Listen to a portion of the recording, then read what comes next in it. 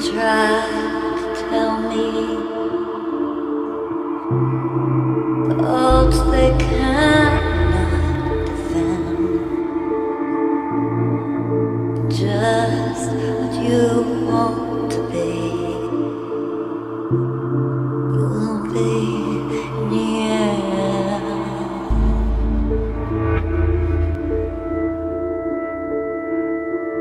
'Cause I love you. Yes, I love you. Oh, how I love you.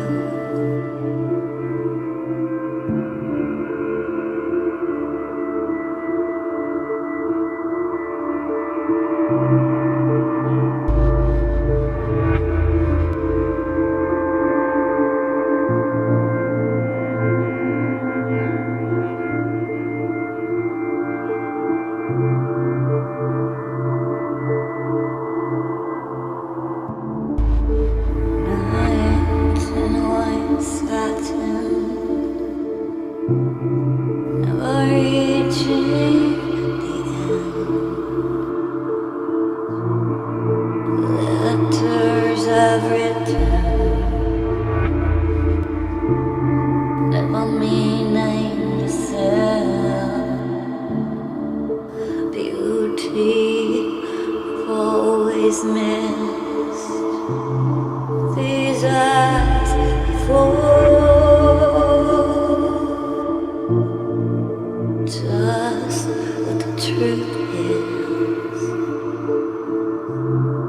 can't say anymore.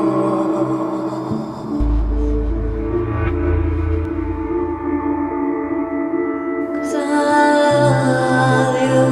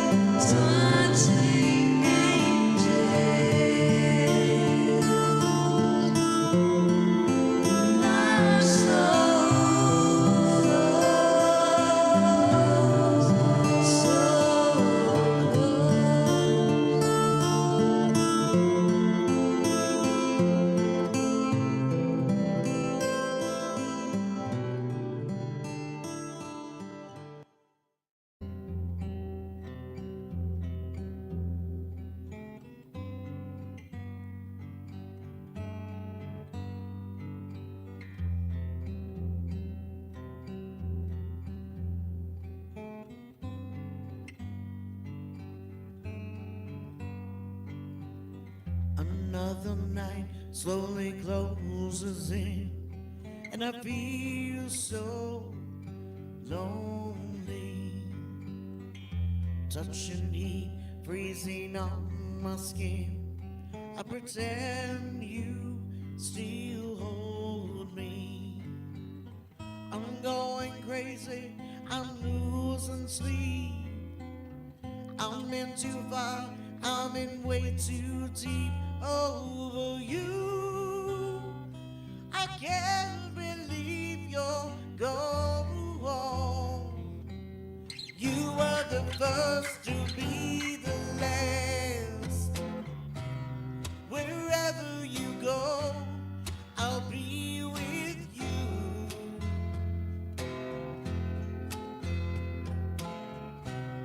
Whatever you want, I'll give it to you.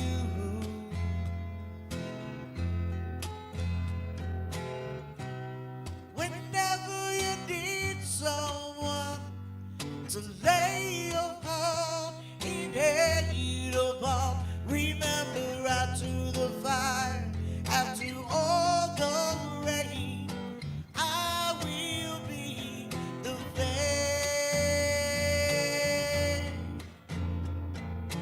I will be the flame.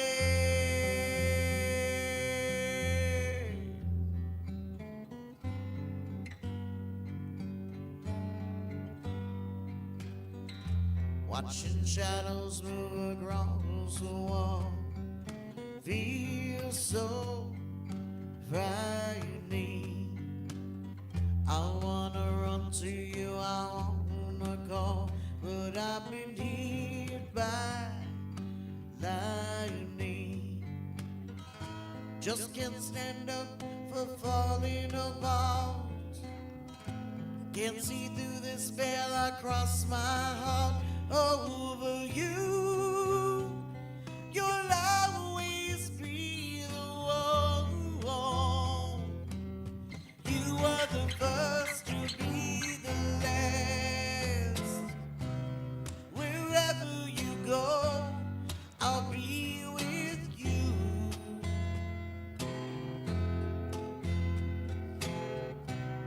Whatever you want, I'll give it to you.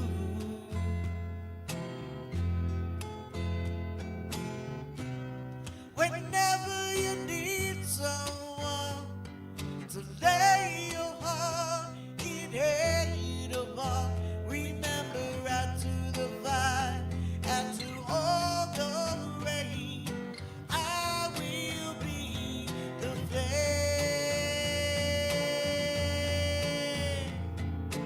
I will be the flame.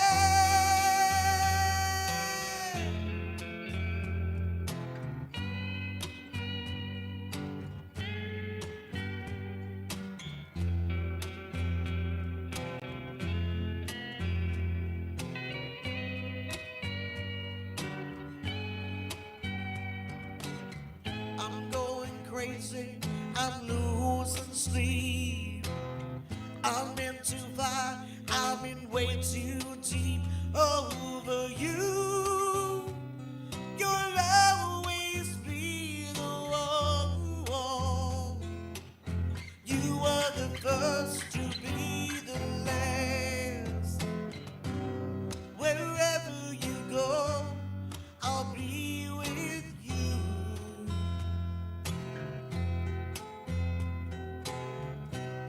Whatever you want, I'll give it to you.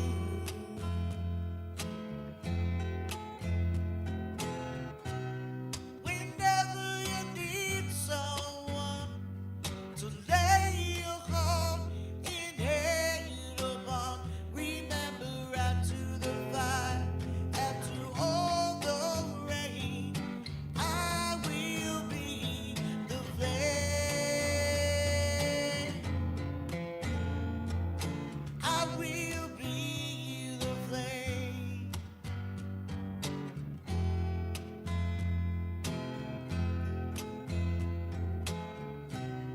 Whatever you want, I'll give it to you.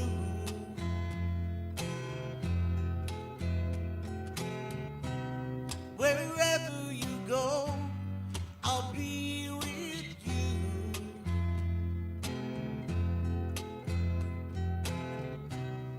Whatever you want, I'll give it to you.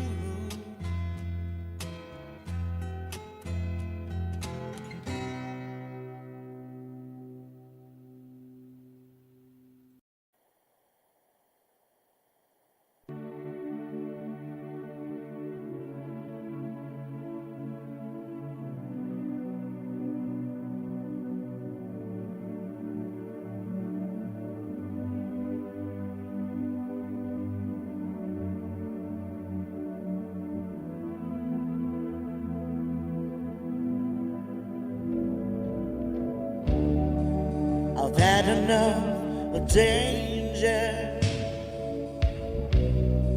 and people on the streets. I'm looking out for angels, just trying to find some peace. Now I think it's time that you let me know. So if you love me, say you love me. But if you don't, just let me go. 'Cause teacher, that I don't want to learn. And the last one I had made me cry. So I don't want to learn to hold you, touch you. Think that you're mine, because there ain't no joy for an uptown boy whose teacher has told him goodbye, goodbye, goodbye, when you were just a stranger and I was at your feet. I didn't feel the danger. Now I feel the heat. That look in your eyes, telling me no. So you think that you love me? No, that you need me. I wrote this song, I know it's wrong, just let me go. And teacher, there are things that I don't want to learn. Oh, the last one I had made me cry. So I don't want to learn to hold you, touch you. Think that you're mine, because there ain't no joy for an uptown boy whose teacher has told him goodbye, goodbye, goodbye.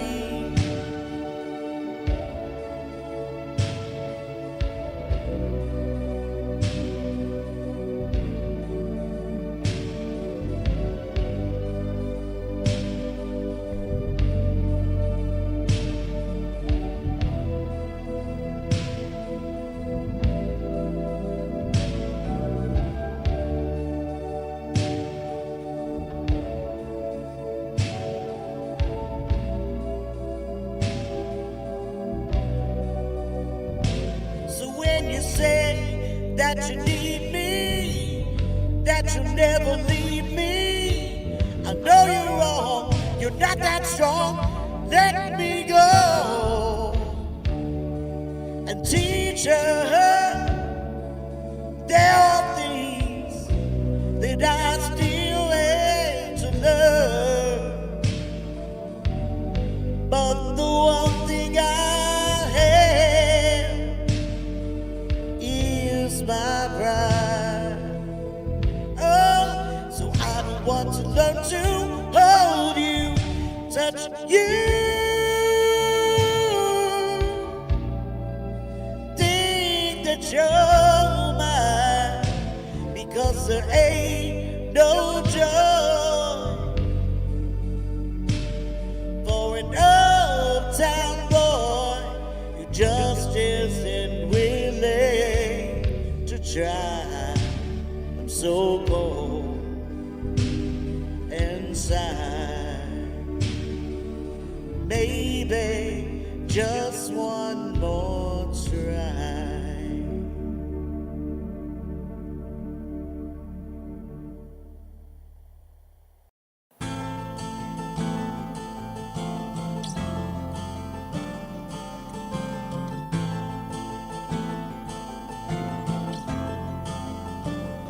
And I'd give up forever to touch you, 'cause I know that you feel me somehow. You're the closest to heaven that I'll ever be, and I don't want to go home right now. And all taste is this moment, and all I can breathe is your light. When sooner or later it's over, I just don't want to miss you tonight. And I don't want the world to see me, 'cause I don't think that they'd understand. When everything's made to be broken, I just want you to know who I am.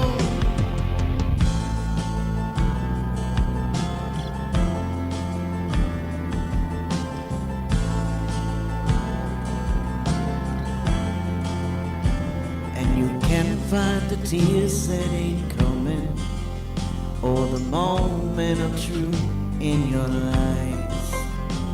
When everything feels like the movies, yeah, you bleed just to know you're alive. And I don't want the world to see me, 'cause I don't think that they'd understand. When everything's meant to be broken, I just want you to know who I am.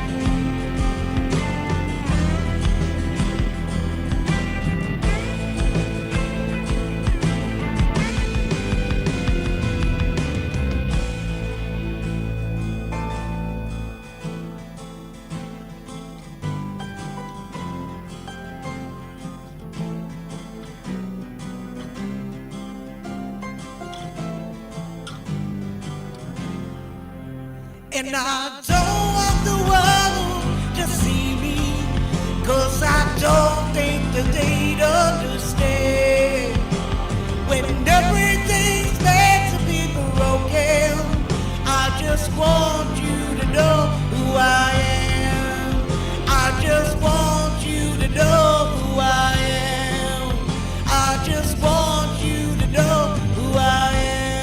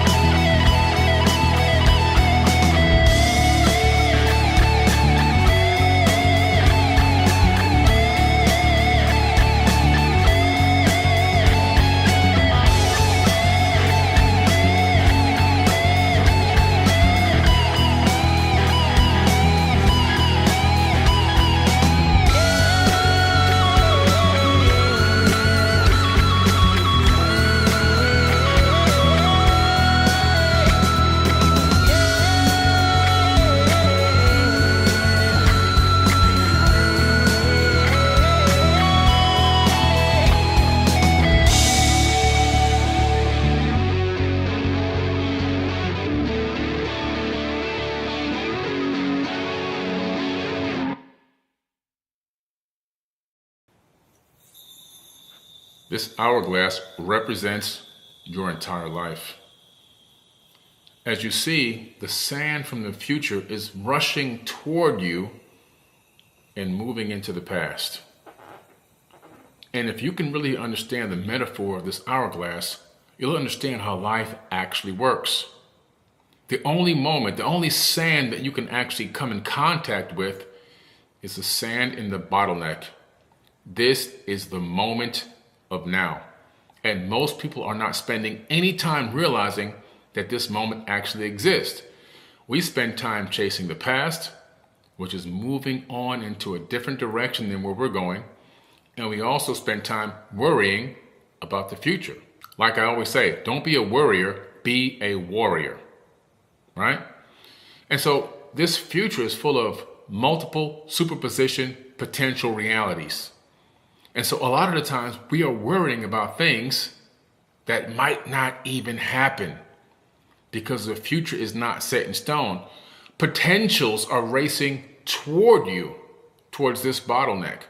You can only observe what collapsed reality happens here in the bottleneck.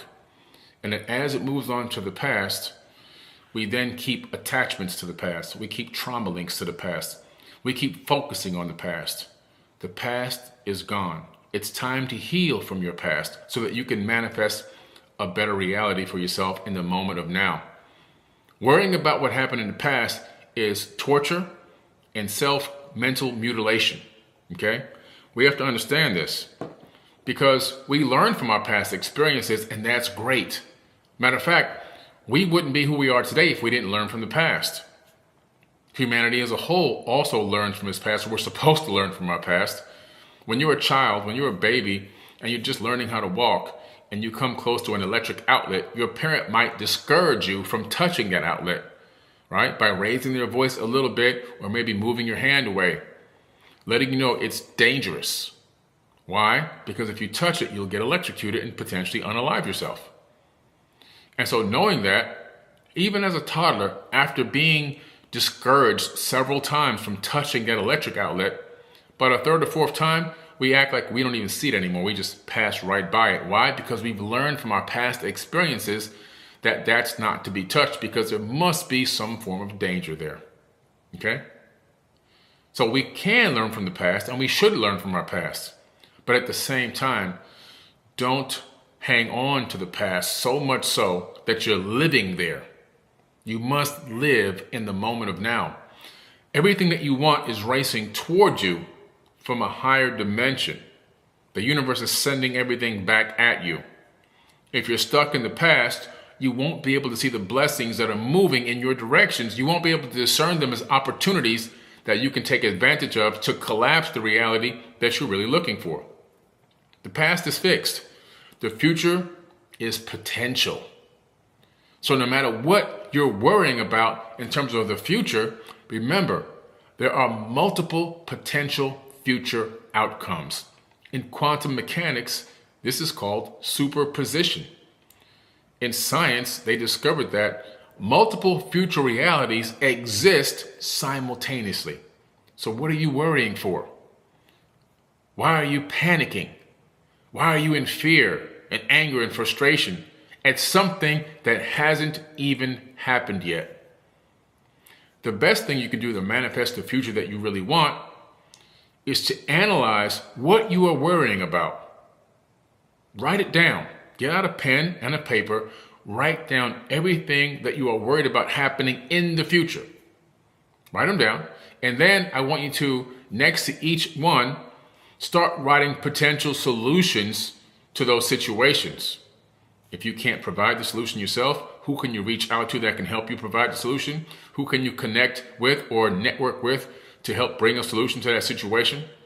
Start focusing on the solution to the problem, and all of a sudden those problems begin to just dwindle away. It's not that they're gone, it's that the energy, that negative energy associated with them, begins to dissipate because now you're beginning to feel more prepared. You are beginning to feel like you can overcome these potential future situations, or at least you're prepared for what's coming your way potentially. Right?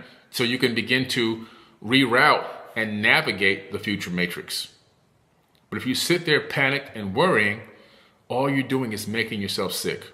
You are creating dis-ease in the body, which will turn into disease, and then you'll be pushing up daisies.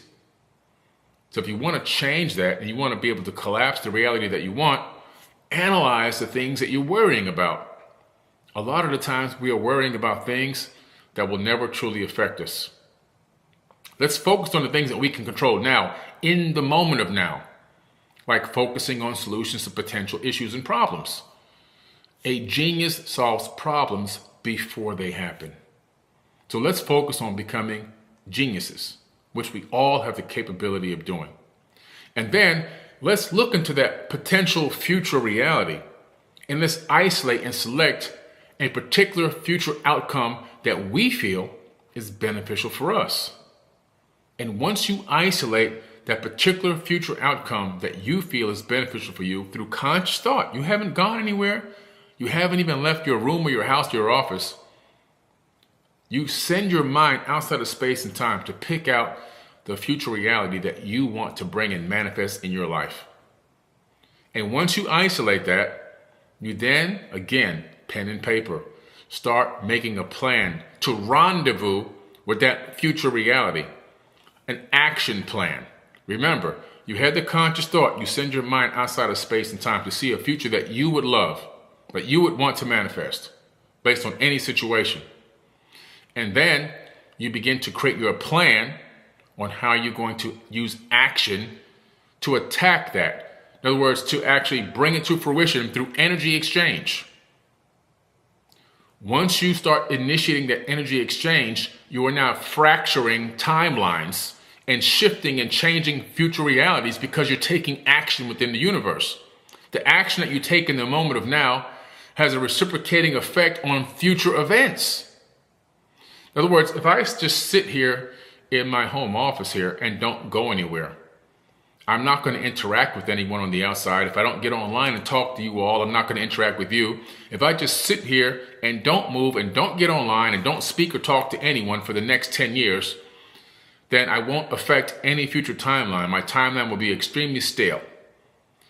But if I turn on a live feed or a video recorder like this and speak to you all, my conscious thoughts and my cymatic vibrations coming out of my mouth with conscious intent will have an impact on your mind, which will have an impact on decisions that you make and fracture the timeline. If I leave here and go outside and get in my car and drive to a restaurant around the corner, I'm going to have to interact with cars at four-way stop signs, traffic lights, get in line at a location to maybe be seated when people will be behind me and in front of me. All this alters and fractures potential future timelines because now it's shifting everyone's timeline. We have a direct effect on timelines on a moment-by-moment basis, and we don't even realize it. So it's not woo-woo, it's not magic. So now that we know we're doing this automatically, let's hyper-focus on this. Let's begin to create the reality that we want to see by sending our mind outside of space and time into a potential future timeline, and then coming back to the moment of now where we can actually begin to make the plans, and then create an action plan that will allow us to nudge ourselves in that direction of collapsing that potential future reality in this third dimension. And at some point, we will rendezvous with that future situation that we envisioned, as long as we take the proper action steps. This is how you can time travel. This is how you do it. You can manifest your own future reality through sending your mind outside of space and time, coming back to the moment of now, creating action steps to achieve those goals, and then putting the energy into it. And before you know it, you'll turn around, and when you actually look at the moment of now that you're in, at that intersection of timelines, you'll realize you did it. You collapsed the future reality that you wanted, not the one that potentially was going to come your way randomly. So we have these random events that can come at us. Well, they seem random, but they're based on our frequency. So we're in the frequency of doubt, fear, anger, worrying, right? Anxious, depressed, all those frequencies. That information is being transmitted out of the body into the field. this energetic quantum field that exists and connects everything throughout the entire known universe. The universe just holds up a mirror and sends that same frequency of stuff back at you. And before you know it, you'll have a problem for every solution. I'm telling you, you'll have a problem for every solution. You will have so many problems, you'll be like, I don't understand what's going on, what's happening? It'll be a slew of things coming at you from every different direction, but it's because of your frequency. Now, once you recognize and bring awareness to what's going on and you shift your frequency, now you're in a totally different mindset. You're out of fear, you're out of anxiety, you're out of fight or flight. You're in hyper focus, you're in motivation, inspiration. You've released the self-sabotaging mindset. You've reprogrammed your subconscious. And now you are ready to access the moment of now and create future plans within this quantum field so that you can rendezvous with the future that you would like to be a part of. The ancients used to do this. They called themselves the ordainers of destiny in the ancient Sumerian tablets. And these elites that had the power to do this would literally create the realities that they wanted to see on this planet. Enlil was talking to his sister Ninhursag in the Sumerian tablets, and he was talking about creating a city. He was talking about creating a city center, street grids, aqueducts, and all of this. And guess what? He told his sister, this will be the plan for cities for all time on this planet. And still to this day, all cities around the entire world copy the city grid plan and the city center plan from ancient Sumeria, just as he said it would. It still lasted. He created a future reality that's persisting till this very moment. We all have this power. We are just unaware of it. Why? Because we keep focusing on the past. We keep torturing ourselves on what's happening in the past. And then we torture ourselves by worrying about what's going to happen in the future. Instead of focusing right here in the moment of now. The only moment that we can access, that we can feel, that we have some level of control. Up here, you can send your mind outside of space and time and potentially collapse future realities if you understand the steps in the process, which is why I started the Forbidden Knowledge Academy. So that I can teach you how to reprogram your mind, teach you how to send your mind outside of space and time, teach you how to isolate a specific target in the future and collapse it into your reality tunnel, step by step by step. The past, this is where you need to do the shadow work, which I teach you how to do the shadow work. How do you work on your trauma? How do you work on past traumas and process them out of the body so that you can significantly reduce your trauma links? And your worry and your focus, hyper-focus, most people are hyper-focusing on past events. They're living back there instead of living here where it really matters and where it really counts.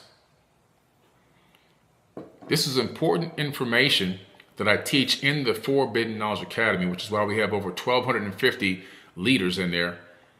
My coaching team, myself, and incredible leaders. Some call them students, but I call them leaders. And when the student is ready, the teacher will appear, and we're all both the student and the teacher.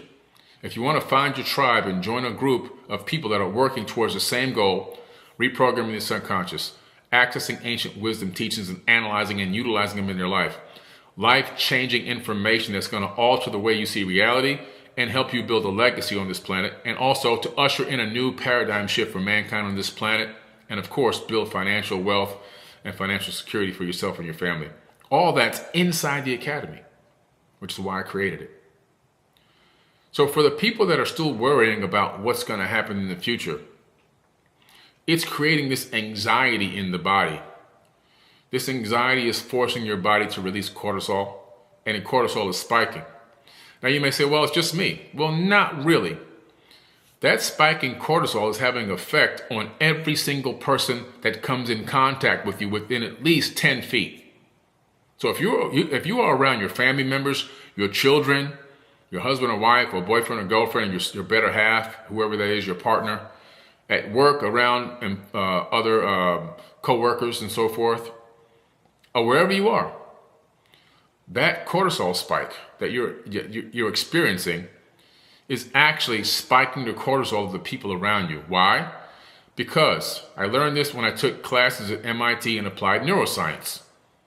My professor, Dr. Tara Swart, best-selling author, who was the class teacher, talked about there's an energetic field that whips out of the heart, a magnetic field.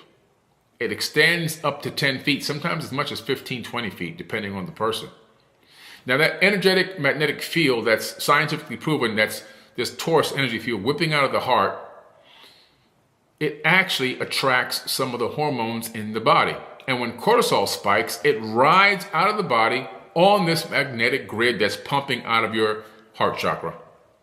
And as you come in contact with other people's vortex, their electromagnetic fields, some of your cortisol will interact with their field, ride down their magnetic field into their body and spike their cortisol. So you can inadvertently bring other people's frequency down by increasing their cortisol, making them feel anxious, frustrated, angry, and triggered just by being in their presence. This is a true statement. When people are in a bad frequency or a bad vibe, they can bring the vibe down. And just like the opposite, if you're in a high frequency or a high vibe, and your energy is high and you're releasing good positive hormones in your field, when you get around other people, you can raise their frequency. Matter of fact, if you're vibing high enough and someone's low, you can level them out and make them feel better just by being present. Again, present in the moment of now. You can only be in that moment if you realize that it exists. Most people are oblivious to realizing the moment of now. They're only experiencing the past. The metaphor I like to use is, imagine yourself standing in about 10 feet into the ocean at a shoreline, and every few seconds a wave crashes over you, and then you realize, oh, I'm in this moment. But the wave has already crashed, so you're actually delayed. You're waking up to the reality of the moment that you're in after it's already passed, and now you're still tagging on to the past. Now imagine that you are aware that the wave is coming. And so now you're not waiting for the wave to crash over you, you are surfing on top of the waves. That's a different perspective, that's a different level of understanding. You are completely awake and aware. And because of that, you are aware of the moment of now. Because you're moving in conjunction with the wave on the same frequency. The waves of what? The waves of potential in quantum theory that exists, we know now for real, science fact. And when you're on that frequency and you're riding the wave, your life is going to change. You will begin to recognize fear as false evidence appearing real. You will begin to realize that you are a divine being that has a certain level of control and power over your own reality tunnel. That there's not this specific predestined destiny that you're locked into. No matter what happens, this is the outcome you have to face. This is what you have to succumb to or have to acquiesce to. No. You can create your own reality. We all do it all the time and we aren't even aware of it. It's time for you to finally reclaim your power and claim your birthright of abundance. In order to do this, I highly recommend that you join the Forbidden Knowledge Academy. The link is in the caption of this video or in the audio of this video, or it's in the link in my bio, wherever you're hearing or listening to me. Click on that link, join the Forbidden Knowledge Academy, and come in there. We have over 1,250 incredible leaders. I don't build followers, I build leaders. Working through over 150 hours of incredible courses and classes, and you'll have me mentoring you every step of the way. Live events, live training, live Q&As, a lot of incredible moments in there being shared. And also it's gamified, so you can actually win things by just working and doing your natural homework and being successful in terms of what you're achieving within the group. I want to see you in the Forbidden Knowledge Academy, so make sure you click the link in the caption or in my bio, and I'll see you in there.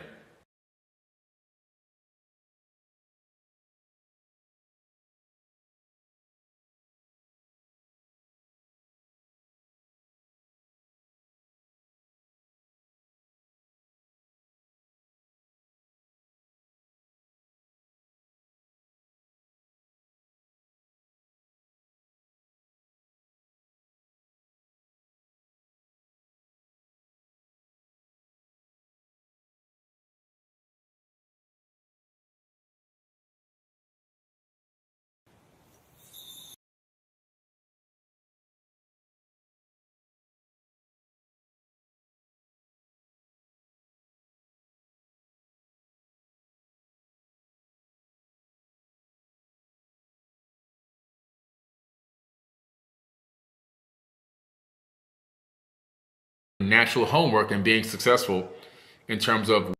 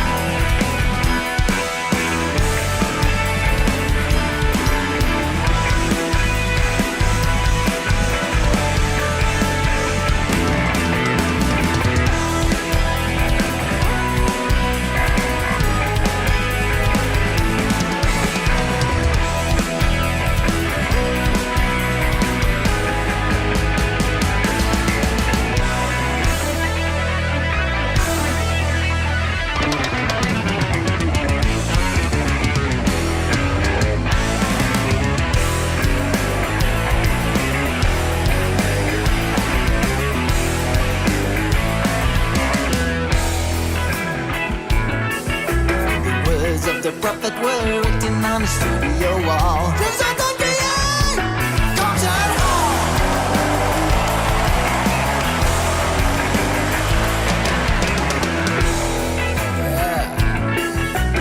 Echoes with the sound of salesmen. Of salesmen. Oh, salesmen.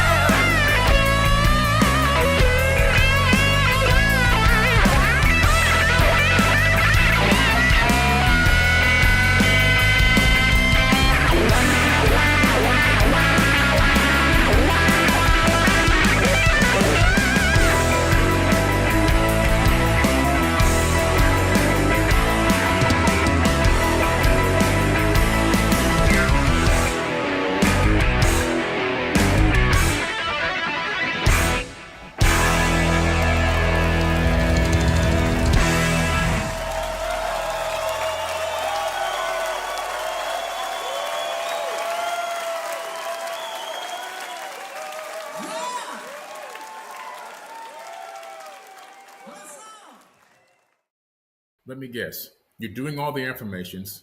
You've got the vision board done. You're doing everything you think you need to do to manifest, but nothing's happening. You still feel stuck. That's because it's not bad luck. It's your old identity trying to survive. It's like a baby having temper tantrums. So let me explain this today. We're going to talk about this topic. We're going to go deep on this topic today. Okay? You have to understand that the subconscious is really designed for safety, not success. The subconscious mind's primary function is survival. This goes back to the time when we were hunter-gatherers, right? Cavemen. This is a long time ago when we were just trying to survive the day. The top priority was, can we provide food for the village? And can we collect some clean water? Can we survive any attacks from any wild animals? That's primarily what the subconscious is designed to do. That programming code is still running within our bodies, even though we've evolved far past that. It stores habits, it stores fears, it stores emotional patterns, and it takes all of this from your past experiences because it wants to protect you from perceived dangers. Even if that danger, is not real, a life-threatening danger, it could just be the danger of change. It's what it's perceiving change, your personal conscious evolution. You coming out of your box, getting up from a comfortable zone into a zone of the unknown. And so your subconscious is trying to protect you from that. It thinks it's doing you a benefit when it's actually doing you great harm in your path for growth. Success often requires stepping into the unknown, but the subconscious mind is going to want to resist that. And see, once you bring awareness to that, now you have an understanding. Oh, I see what's going on here. It's not that what I'm doing is wrong. It's that my subconscious is kicking in and it's giving me these ants, automatic negative thoughts. As the number one psychiatrist in the world would say, that's Dr. Daniel Amen. He taught me this when I went to go see him for a SPECT scan of my brain. He said, the human mind is designed to take in these ants, and these ants attack the consciousness, and they cause you to do the most ridiculous things and self-sabotage yourself without you even recognizing that it's happening. You're thinking that, oh, I'm doing everything right. I'm doing everything I'm supposed to do. I'm following through and following. But then you're not bringing awareness to the ants, the automatic negative thoughts. Whereas I'm going to manifest this new thing. And then as soon as you think that and you feel that, a second or two later, it might not happen. Subconsciously, you feel that. You hear it in your mind's eye. I hope it happens. That doubt creeps in. You don't speak it out loud, but you feel it internally. That's an ant. That's an automatic negative thoughts. And we keep having these ants throughout the day and throughout our manifestation process. And it really is detrimental to the manifestation. In order to overcome the ants, I call it ant syndrome, you have to be aware of them. And then you have to catch yourself when you're doing that, stop yourself and rethink and reprogram.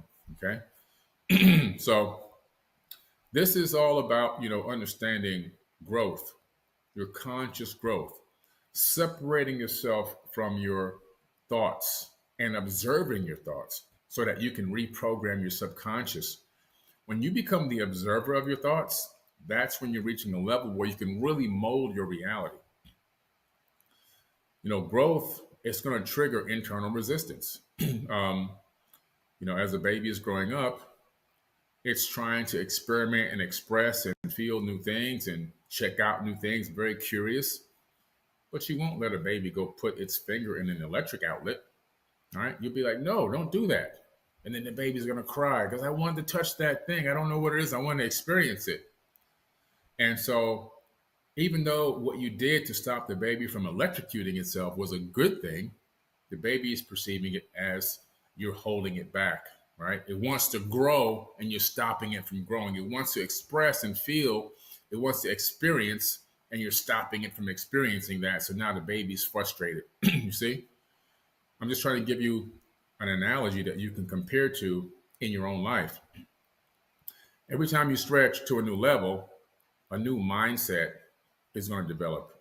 A new relationship, a new business is going to a new concept of business and ideas is going to stretch itself with your subconscious. As you experience different things in life, these triggers are going to come up. These triggers that are going to try to make you stay safe.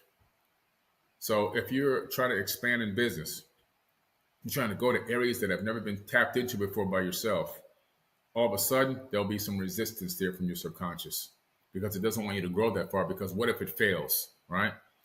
If it's a new relationship, there'll be your subconscious will kick in and will try to give you this fear or this anxiety or this self-sabotaging mindset to where, because it's new and it's unknown, and the subconscious wants to protect you from that. You see? So all this is happening because of a protection mechanism built into the human mind and into the subconscious. If we can begin to realize that and understand it, we can recognize it as it's happening. And so that's one of the reasons why fear, procrastination, self-doubt, usually they kind of show up right before a major breakthrough. And you're not the only one. It happens to me as well, right? I remember just a few days ago, I had this big closing pending on a deal, and I was really excited about it. I even started planning everything I was going to do once this deal closed. And then right after I did that and said that and planned it, these ants came at me, automatic negative thoughts, and started creeping in and saying, this isn't going to happen. This was too simple, too easy. Everything went too smooth. This is going to happen. That's going to happen. And I had to catch myself. I had to reprogram, rewrite, and restate and rethink myself, rethink the outcome. That's how you know you're growing, when you can catch and stop yourself. These things, these automatic negative thoughts and this subconscious temper tantrum and self-sabotaging mindset is going to creep in all the time. Anyone who tells you that they've completely eliminated that out of their life, they're lying to you. Okay? They're lying. It's the people that recognize those thoughts and emotions and seize them and suppress them to allow the true power of themselves to rise above, of belief in self, knowledge of self, and the true manifestation power that we have. Those are the ones that succeed and excel. Okay? So, it's like, think of it like a rubber band, okay? Growth is going to stretch you, but your subconscious is going to try to snap you back. You're trying to stretch yourself into new dimensions and new realms, and then here comes the subconscious, it's trying to snap you back. But awareness is going to help you resist that snapback and allow you to continue to stretch beyond where you are right now. And a mind once stretched can never go back. For example, if I'm a realtor and I take you out and you tell me your budget is $800,000. And I go out and I show you a house. The first house, I get three houses on the list, and I show you a house that's worth $2 million. That's the first house I take you to, a $2 million house, knowing your budget's only $800,000. When I take you to that $2 million house, you're going to fall in love with it. This is a big mistake that a lot of realtors make. They feel like they can stretch their client's budget. So now I'm like, wow. The client's like, wow, this house has everything I've ever wanted. This is my dream house, knowing their budget is only $800,000. Now the realtor springs the price on them, and they go, okay, this is incredible. I'd love to live in this house, but show me the other houses. Now the realtor takes them to two more houses that are within their budget range. They're not that excited. They're not that enthralled. They're like, yeah, it's nice. It's cool. Why is that? Because their mind was stretched on that $2 million house. They already started making plans and what room they'd sleep in and what room the kids would take and what kind of decorations they would put in that house and how they would have parties and family gatherings. All that was running in their mind. Now you take them to a house that's in their budget. Their mind had already stretched beyond the $800,000 budget home. And now they're just not really excited about it. Like, this is what I have to settle for, I guess. They're still focused on that $2 million house and everything that it had to offer for them. It fulfilled all their hopes and dreams. And that's a big mistake that realtors make. So you have to understand that a mind, when it's stretched, it'll never go back. And when you stretch your mind beyond and you resist that snapback, that's when you're going to make some true growth and progress in your manifestation process. You have to let go of your old identity, because transformation is not about just doing new things. It's about really becoming someone new. Not that you're changing who you really are at your core, but it's changing the way you perceive the world. It's changing the way your subconscious is working, because your subconscious is designed to keep you safe, and you've got to break that barrier. In my car, one of my cars has a speed limit on it. I think it says 230 miles an hour. But if I press the gas all the way down in that car on the highway, it's not going to hit 230 miles an hour. Why is that? Because that car has something called a speed limiter on it. That car is going to limit my speed and acceleration to 230. I'll never get to 230 in that car unless I take off the speed limiter. It's designed for what? Safety. That's the same way your subconscious works. So when I take the speed limiter off, I'm changing the way that the car functions and runs. It's not that I'm changing the car. It's still the same car. It still has the same engine. It still has the same RPM and torque and everything else. It's just that I took the limits off. And that's what you're going to have to begin to do. You can't carry your old identity into a new reality. It's just not going to happen. Some people try to carry who they were before into the new reality. And we see that with simple things like if a person wins the lottery, right?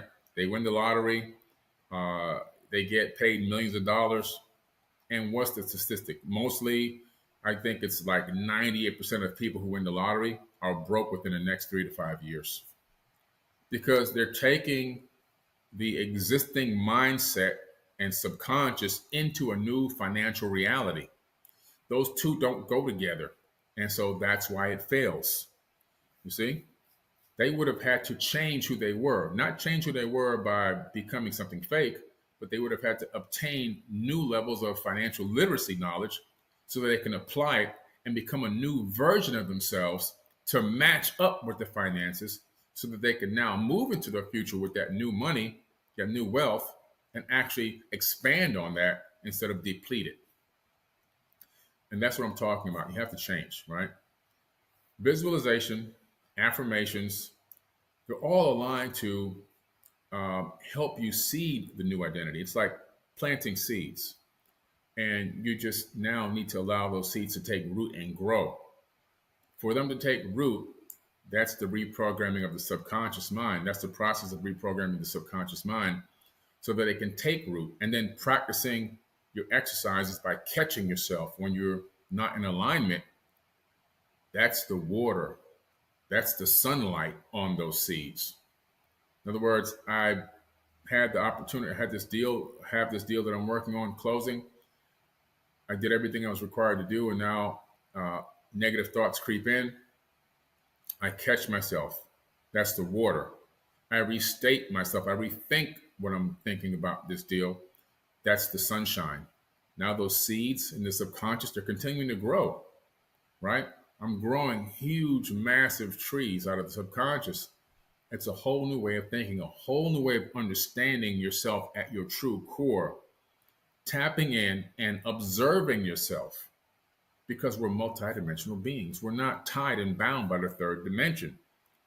Our minds have the capability of separating and dividing itself. This is why our brains are still the most complex thing that we know of in the entire universe so far, in terms of its processing capability and its multidimensionality. If you don't believe that your mind is multidimensional, I want you to go for a walk down your block. While you're going for a walk down your block, I want you to look left and right randomly, just from time to time, not like this, but just, occasionally look left and right just to see the houses and the neighbors' houses, the yards, the cars on the street, whatever. And while you're doing that, I want you to think of a great moment in your life, something that happened in the past that was just a joyful moment, whatever that is, the birth of a baby, getting married, a trip you took, whatever it is. And then I want you to recognize that you've just done an amazing thing. You've gone for a walk, which requires your brain to be using processing power to balance yourself and align yourself on the street and walk in a path. You've also instructed yourself to observe what's going on around you and admire how homes and houses in your neighborhood and cars and just see what's going on around you.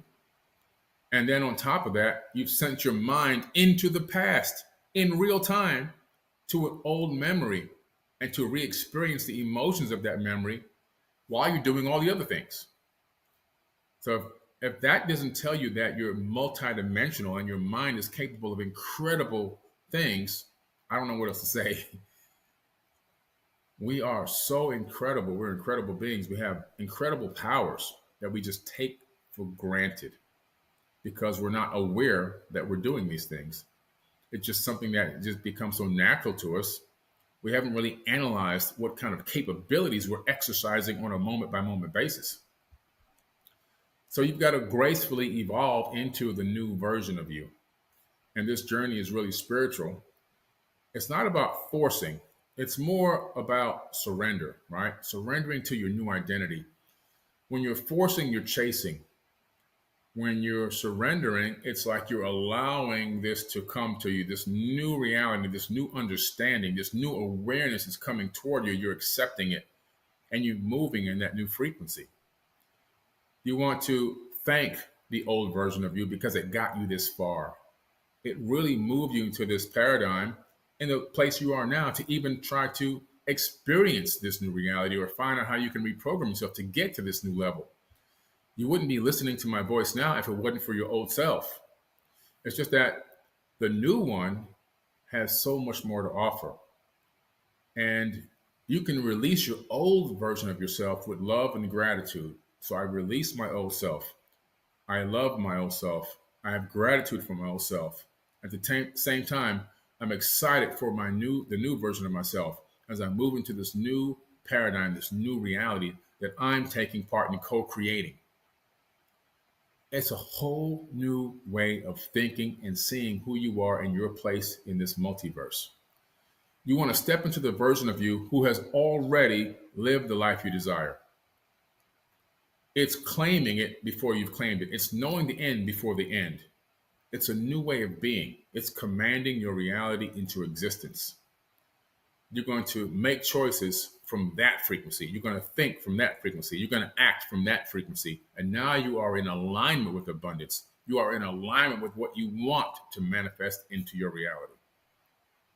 And by following these very simple steps, just this small nugget that I gave you today is going to allow you to transform who you are in a way you've never thought of before. you can truly become the person that you never thought you'd be and acquire and manifest the things that you never thought you'd had just by following these simple steps. And we have so many more steps to make you recognize your true power that's already imbued in you. There's a link in the caption of this video or in the live chat. There's even one probably in my bio. You can click the link in my bio, wherever you're hearing this audio or video, and join the Forbidden Knowledge Academy. In the academy, we have a community of people that are going to help you and guide you along the way. Along with myself, I'm going to be your mentor. And in there, we have a complete program. We have modules of classes, over 100 hours of teaching, step-by-step process to help you get to the next level. There are declarations to download and sign. There are worksheets. There are different exercises that you have to do with the mind. It's a very detailed, extremely well done academy for self-improvement to help you reach the true person that you truly are on the inside, to bring that inside outside so it can manifest in this third dimension. A whole new way of thinking, a whole new reality. I encourage you to join the Forbidden Knowledge Academy by clicking the link in the caption, the bio, or in the live chat. And I'll see you there, where I will be going live once a week, as well as lots of teachings and modules. And we have the most incredible people in there that are really growing and thriving every single day. It's the most engagement I've ever seen on any platform. If you are looking for a tribe of people on the same frequency as you, people that are going to support you, that believe in you, that want to uplift you and help you and assist you and hold you accountable, you need to join the Forbidden Knowledge Academy, because this is what you're going to get there. You're not going to get anywhere else. At home, at work, around your friends. Most people don't have that circle of people on that frequency, the frequency that you need to obtain to become the true person that you want to be and manifest the reality that you deserve. So join the 4BK Academy, and I'll see you on the inside. You know, that's an interesting point, Billy. Let me shed a little bit of information on that I recently was researching for some of the Ancient Alien data, one of the episodes, specifically on the Mayan gods. And I, looking into some of the research there, it's interesting because when we go to sites like Chichen Itza and we see, this pyramid and it's dedicated to the feathered serpent Kukulkan, and then in the duality of some of these other places where you have these large city centers where they were putting skulls on spikes and sacrifice and such. There's an interesting duality that's come to light in the sense that most of these cultures seem to have a dichotomy of either between two brothers or between like Zeus and Prometheus, Enki and Enlil. One's good, one's a champion of mankind, one's not. One wants to give knowledge to man, Prometheus, one wants to keep it, Zeus. And we see the same thing playing out in the Mayan culture where one of the relatives, I believe it was his brother, is this god Huitzilopochtli, and he's the brother of Kukulkan. And I have to fact check what I'm saying, but I'm pretty sure that he's a relative and it could be his brother. But this other god Huitzilopochtli eventually pushed Kukulkan out, and he sailed away on this serpent vessel. But what's interesting is that Huitzilopochtli replaced the offerings of incense and flowers and passion and love and all the things that Kukulkan was a part of. And now Huitzilopochtli is like, I want sacrificial. I am the god of darkness and of chaos. And I want suffering and pain. And that somehow the sacrifice, the hearts, there was some other things going on where if he's non-human, perhaps taking the energy, the life force of these beings being sacrificed was feeding him in a way where we don't understand. Yeah. But there is a duality of gods across cultures, one good for man, one bad, and they war against each other. And you see that playing out in the Mayan culture, just the same between Huitzilopochtli and Kukulkan. And you wonder again, is this a mythological tale being told from an older civilization's tale, or is it just happening across cultures? Sometimes I'm not sure about that part. Yeah. It's really intriguing, man. It's so intriguing, and what you're right about that dichotomy between the two. It's that yin and yang, that dark, that light, the good and evil. In the biblical text in Isaiah 47, it says, I created the good and I create the evil. Doeth I, saith the Lord. So it's letting you know there, for even from that text, that somehow the good and the evil is coming from one source, which is pretty interesting. Yeah, it is. Wow. And the biblical information, and just pivoting quickly away from the Mayans, but the biblical information around these topics has been very strong, and sometimes even with censorship. I was raised as a Christian, was never religious though. I had a very strong Christian presence in my life. My aunt is still a pastor, but Nice. it just never was my religion of choice. It was like, well, there's all these religions, and I learned something from all of them. This is where I stand, peacefully. But it is interesting to note that, when I started looking into the Sumerian information and realizing that we're talking about, there's a English New King James version, and then there's an Old Testament Hebrew version, keeps going. There's an Akkadian version, and then a Sumerian version. Yeah. And so a lot of these source information, that we have in these older Sumerian, Akkadian, the descriptions are much longer. Instead of like 7 days of creation, you have 7 tablets of creation, part of a much longer set, right? So, I found it very interesting that in the 20 years of looking into the Sumerian information and really understanding the biblical origins of trying to uphold the biblical veracity of what's being said, not challenge it and saying it's wrong, but saying this stuff is true. It turns out that, there's lots of Christian proponents in our ufology zone that over time always demolished Zecharia Sitchin. Yeah. The best researcher that spent 50 years really bringing to light a lot of these initial awarenesses of the Anunnaki, the Sumerians. And while he was alive, he was vehemently attacked, you know what I mean? Yeah. And, others were like, look, you're wrong. And if you look into your background, certain people that were saying these things, it was always a religious bias. They're a Christian, they're this, they're that, they're a biblical scholar. Yeah. But they never approached it like Zecharia Sitchin. And I would say to them, or anyone, I'd say, well, if you take Zecharia Sitchin, looking at the text and the linguistic angle, and then you take Eric von Daniken, and he's got the physical evidence and the sites and the locations, and you put them together, that's the ancient astronaut theory. So it's really interesting that when Sitchin passed away, the level of incredulity on he's wrong and he was always wrong went like 300%. There's a website out there called sitchiniswrong.com, and it's by an author. You know what I mean? And one day I thought, for fun, I'm going to just go ahead and launch sitchinisright.com, which is still live. And it's interesting that battle of attacking this information has only come from a few voices that were just using it to, I guess, make a living or something. I call it clout chasing. Clout chasing. My ending point is it's a very interesting, turn of events when we look at like what's happening today, and you flip on the news or look in the paper or you see what current topics are. I would say to those people, if you look over your head right now, there's a large plane that's spelling out in smoke. I told you so. That's a fact. That's something that they don't even talk about, and they can't deny it. It's right there, and it's being presented to us almost on a day-by-day basis at this moment. Everything we talked about for the last 30 years is coming to fruition and being not that it hadn't existed, but the fruition for it is actually it's being validated, and that's what I love. We're living in a time of validation where things that we talked about, so many different things, even outside of the UFO and ancient astronaut theory, are being validated, and it's got people scratching their heads. All kinds of science and other topics that's right. Even with technology and AI and such, we're getting exponential amounts of learning. So it's very exciting. Yeah, it's an exciting time to be alive, really. I mean, some people see it as a doomsday event, but I don't see it as the end. I see it as the beginning.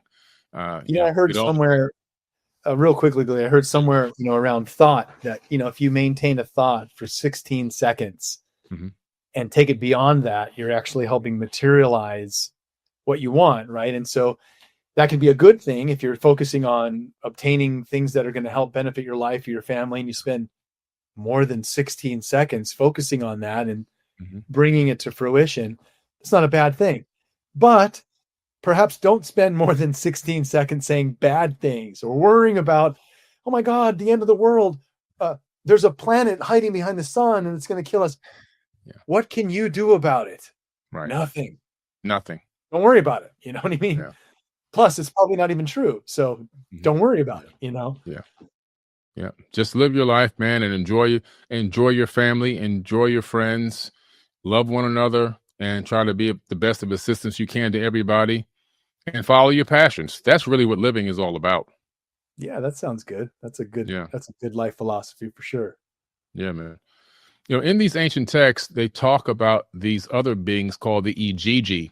I kind of liken them to a worker race because it says that they did a lot of the work, but they didn't seem to be slaves. So if I had a construction company, I would have a master architect who would draw up a blueprint, and that blueprint would be given to like an engineer and a foreman, and then they would then go out and hire people to do the actual physical labor.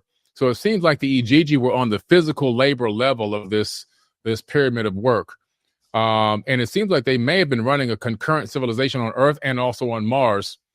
I just get that from a lot of the anomalies that you've seen us find over many, many years. Next one's a big one. Bit of wind, bit of chimes, bit of swells, and a lot more, many other things.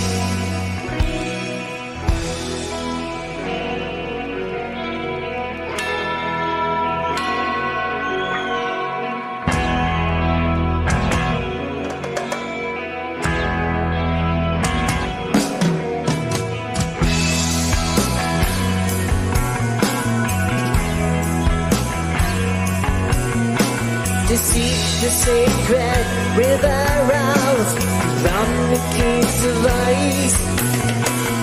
Break my fast on honeydew and drink the milk of paradise.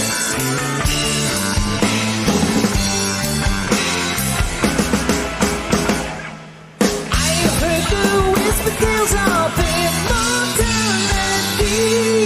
the deepest mystery. Some ancient book took a clue. Still the frozen mountains above Eastern lane unknown, dying of fire alone, searching for the lost rendezvous.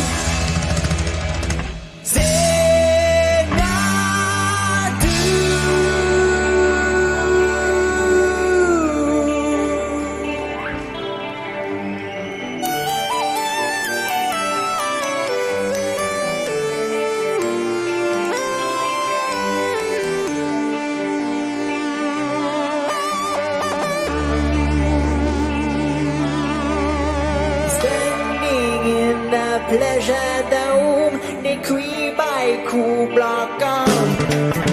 The taste of the fruits of life, and immortal man.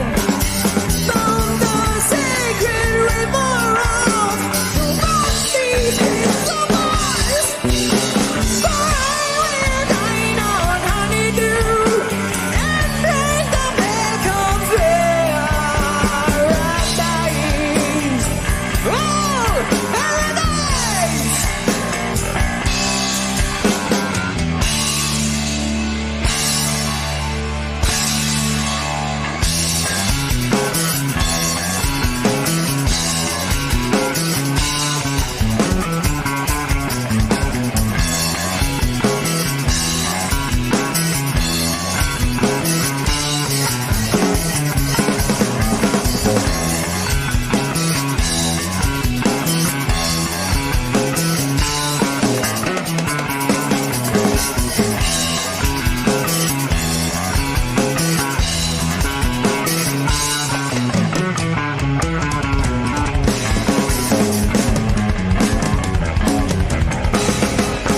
Thousand years of coming from our time has passed me by.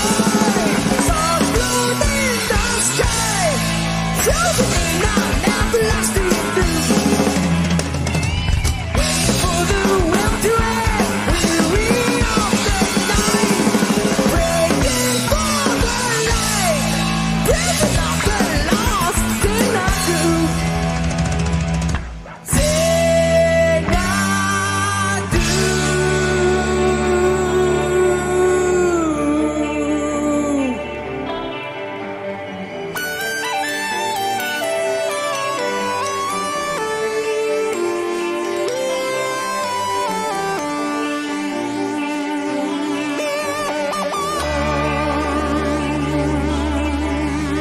Held within the pleasure dome, they creep by cool block on.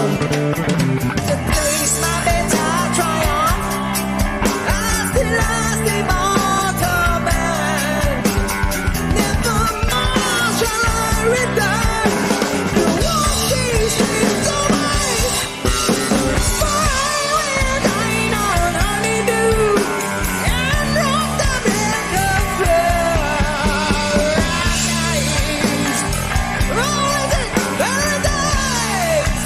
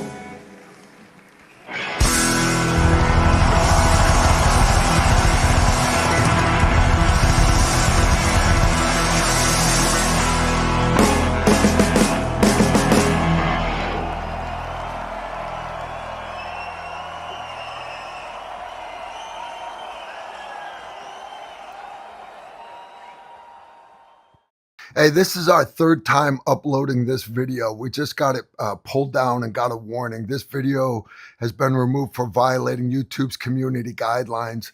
It's because the ad in it from Shooting Targets USA, they make steel targets. They don't make guns, but YouTube says we're promoting the sale of guns. No, we're promoting the use of guns, shooting good, high quality steel targets. ShootingTargetsUSA.com. Go there. They've got targets they make specifically for me. Use code TR15, saves you 15%. That's a lot. That's a lot.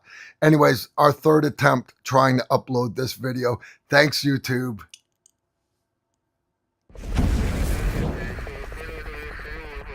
Coming right there.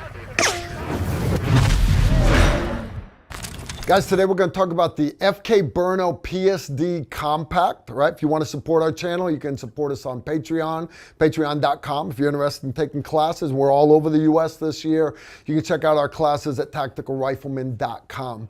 All right, now we have done a previous video about the FK Burno, and it was kind of like a sneak peek. It was this monster right here. All right, and what it was is it was kind of an intro, like, hey, this thing is awesome. We shot gel blocks and everything with it. You can check out that video in our video archive. All right, but you notice this thing is a monster. All right, now, so why 7.5? This is 7.5 FK Burno bottlenecked pistol cartridge right here, and it is a monster for a pistol. So why would you want a something that big, 7.5 millimeter, that's moving that fast? And the thought process is this is designed for those personal security details overseas, wherever you're in a high threat environment, suit, but you can't carry an actual carbine with you, but the bad guys show up and they're rocking AK-47, 7.62 by 39. You know, they're able to get through car doors, get through walls, things like that. So the thought process was, instead of running 10 millimeter or 9 millimeter 40 cal, your common pistol rounds, they wanted to go something that was very, very high pressure, but that could still get through those walls, but also have the accuracy for those bad guys, those terrorists that are staying out there at 100 meters and engaging that convoy, your vehicle, whatever it is. So what they found was 7.5.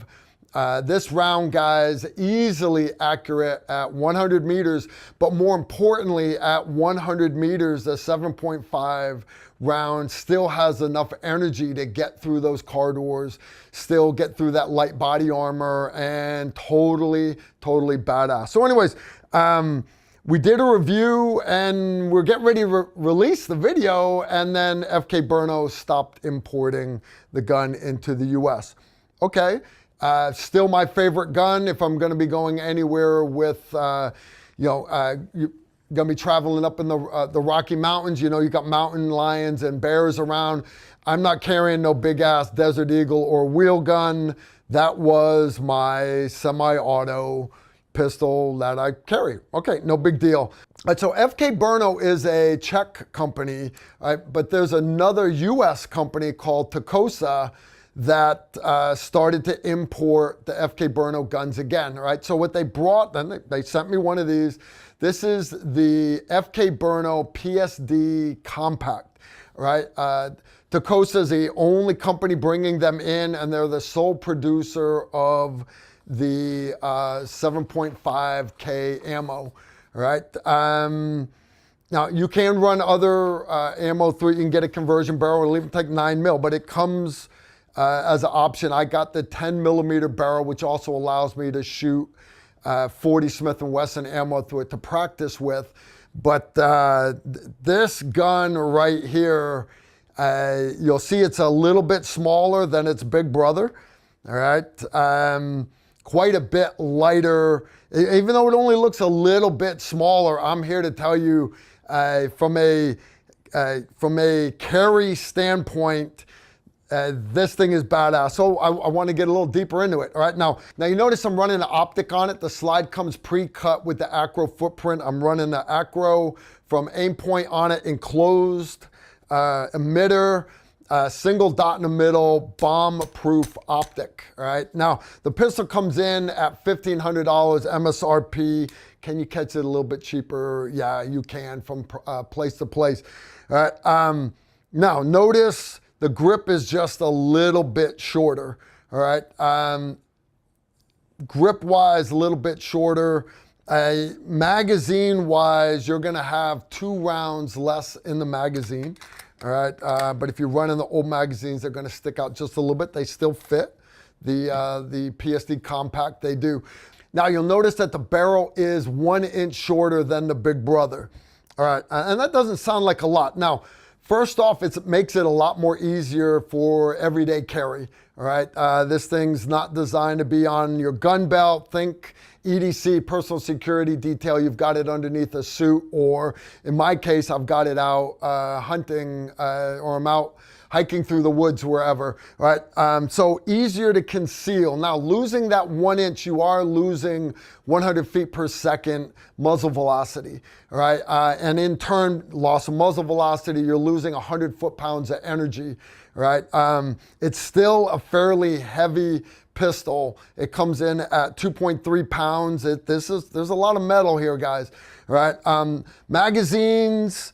If you look magazines on the compact versus the other ones, this is still 14 rounds, 16 rounds if you carry the larger magazine. So in other words, keep that 14 round shorter mag in the pistol. All right, so you've got 15 rounds in the gun, and then keep that 16 round spare magazine. And when you do that speed reload, who cares if it sticks out just a little bit more, right? So you're holding a lot of ammo compared to, like, guys that are running Desert Eagles and a 44 Magnum revolver. You've only got 6 shots. You're talking 15 rounds with this thing. Now, the ammo, Tacosa Ammo, so importer of the guns, but they're actually producing this ammo here in the States. All right? They're getting it down to about $60 a box. All right? Now, that's 50 rounds. Now, yes, that's expensive, over $1 per round for your self-defense ammo. They've got basically 2. One of them is a solid copper milled hollow points pre-cut. So when it hits that ballistic gel block, it delivers all that energy right there, and the petals come off as individual wound tracks inside the ballistic gel block. All right, now the other one is a flat nose milled solid copper projectile, and you'll notice that no hole in it. Now, you get more penetration with this, right? So if dangerous game, think grizzly bears, things like that, where you need to maintain that weight to get through that thicker bone, that thicker hide. And that's the ammo that I carry in the gun when I'm in Montana, Colorado, places like that. All right. From PSD standpoint, you've got to get through windshield, car doors. I found both ammos easily go through both of them. Totally badass. Now, practice, guys, because you understand you're not going to rise to the occasion in that moment of a real gunfight, right? Instead, you're going to fall back on your level of training. So you've got to train with your firearm, whatever it is you're going to be carrying. Now, it's hard to train at over $1 per round, right? Now, but that said, you swap barrels. This is my 10 millimeter barrel. And whether you're shooting 10 millimeter ammo or I've got a bunch of 40 cal ammo here, 40 cal ammo, 40 Smith & Wesson ammo you can find in just about every gun store in America. And it is so much cheaper to train with than 10 millimeter. Now, and so a lot of guys that carry 10 mil guns, you'll see that they train with 40 Smith & Wesson. I'm not going to be carrying the 40 cal barrel in it for bear. For bear self-defense against a bear, I'm going to be running the 7.5 FK ammo.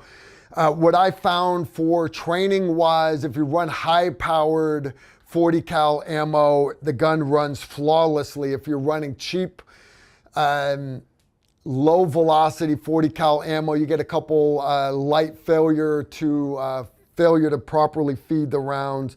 But if you're running adult 40 cal ammo, it ran like a champ. It really, really did. Again, why 4.5 FK though? All right. First off, I'll say high threat PSD. All right. You're basically getting the ballistics of a rifle, flat shooting for distance as a rifle. Okay. Barriers, car doors, windshields, things like that. Important for a PSD team in high risk areas. What about for you guys? What about for me, right?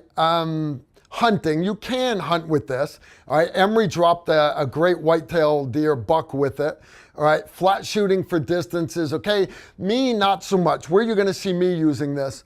For me though, more importantly, it's not for hunting. It's more for traveling in areas where I have dangerous game. So if I'm gonna be in that area up in the mountains where they've got grizzly bears, black bears, things like that, mountain lions, but I'm not carrying a rifle with me. Normally I would have a rifle with me if I'm hunting, obviously, right? But if I'm just out hiking, doing something with the family, not involving hunting, I still need to have a firearm with me to protect my family, all right? Gauge the caliber to the potential threat.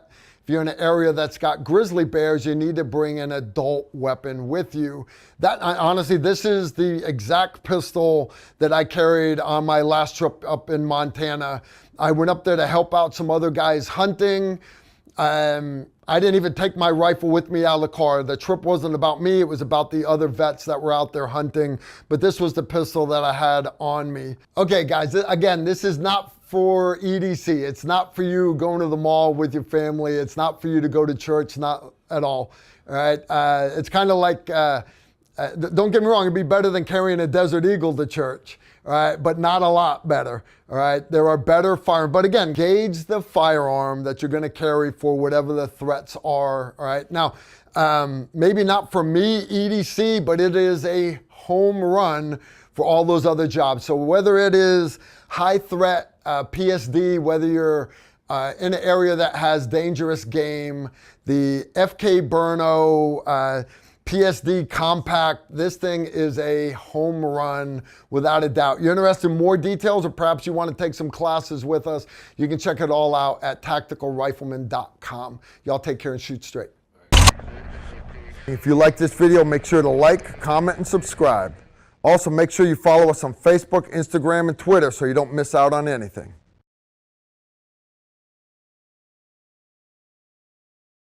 News story that there was an Israeli national that was in Nevada that was allegedly implicated in a child sex trafficking ring or an operation where he was trying to procure other people to have sex with children.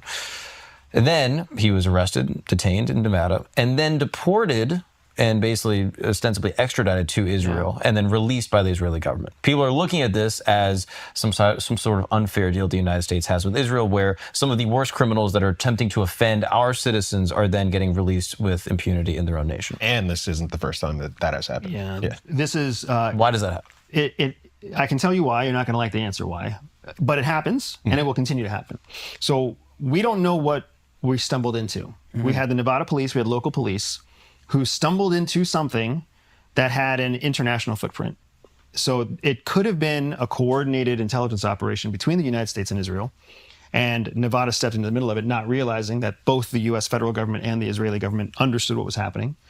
It could have been a situation where nobody in the United States had any idea what was happening, and Israel was just running a unilateral operation, but Israel is such a close ally, and the intel sharing that exists makes it so that we have an agreement where if an American citizen is arrested in Israel, they are immediately extradited to the United States, not held prisoner in Israel. And if an Israeli citizen is arrested in the United States, they're immediately extradited to Israel so that they're not held liable in the United States. That kind of agreement could exist. There's a number of different reasons why all of this could have played out the way it played out, but I will say that the optics are horrible, because they're exactly what your conclusion is. Why would it be that somebody who is putting American children at risk, whatever their nationality is, why would they be allowed to go right back home again? Yeah. Why wouldn't they stand trial here, where their criminal actions would have had damage? Why doesn't that person face justice here in the country where they committed the crime? Yeah. And then on a similar note, you have said on record that you think Jeffrey Epstein was most likely Mossad. So why do they like fucking kids so much? I'm just, that's Twitter, not me. That's X. Twitter doesn't exist. Yeah, okay, that one might have been me. But it was based on that, and then you said Mossad.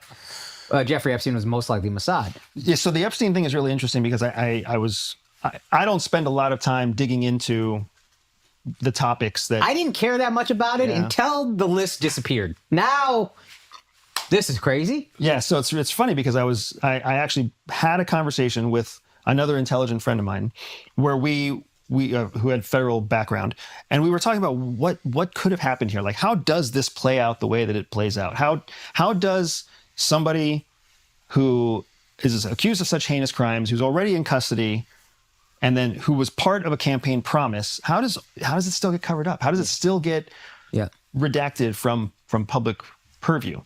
And the theory that we kind of developed, or the theory that he introduced to me that I think is the most sound theory, is that there's a good chance that Jeffrey Epstein may have been an FBI source.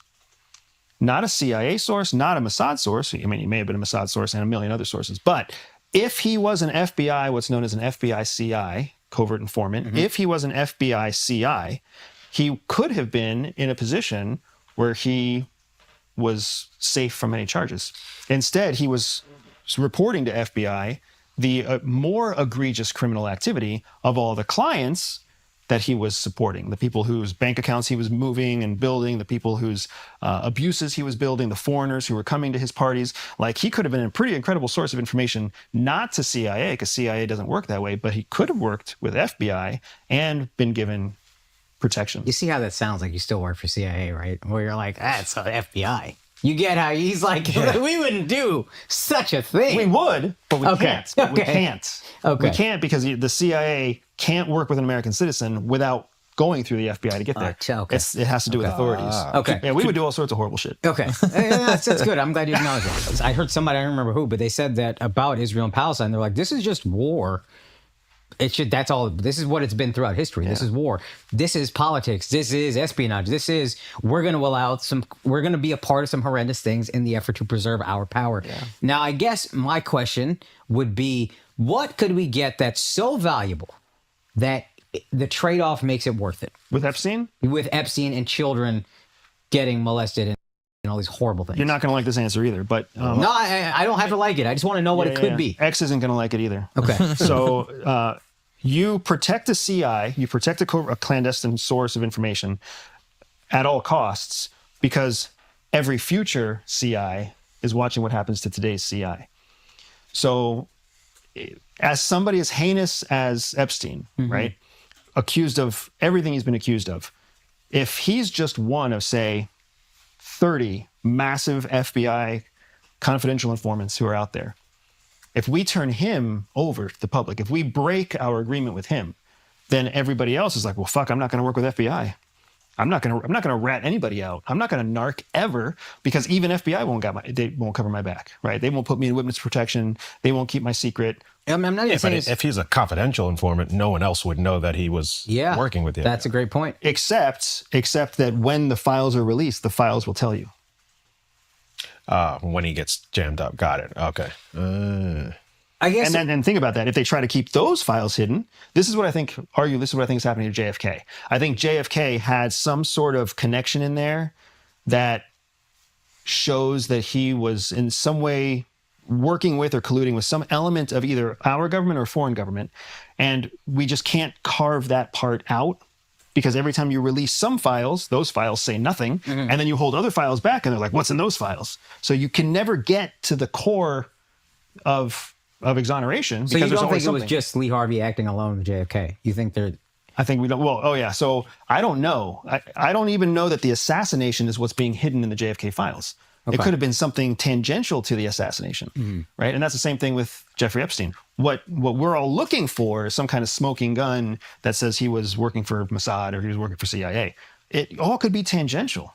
It all could be tangential, and the reason that it's classified is a tangential classification, not to protect him in any way. But what can be worse than protecting child us. Like, it's like, even if he was helping us out in so many ways, now we know that there were so many victims. Like, shouldn't we go after the people who were also victimizing? And sorry, these to add people? to that point, is there not, I'm not even saying this is a joke, is there not like a carve out in a CI's mind that's like, oh yeah, that guy fucked kids, so that's why he's out? No, because it's so the answer, what's worth it is the future confidential informants that we will get if we never out a confidential informant.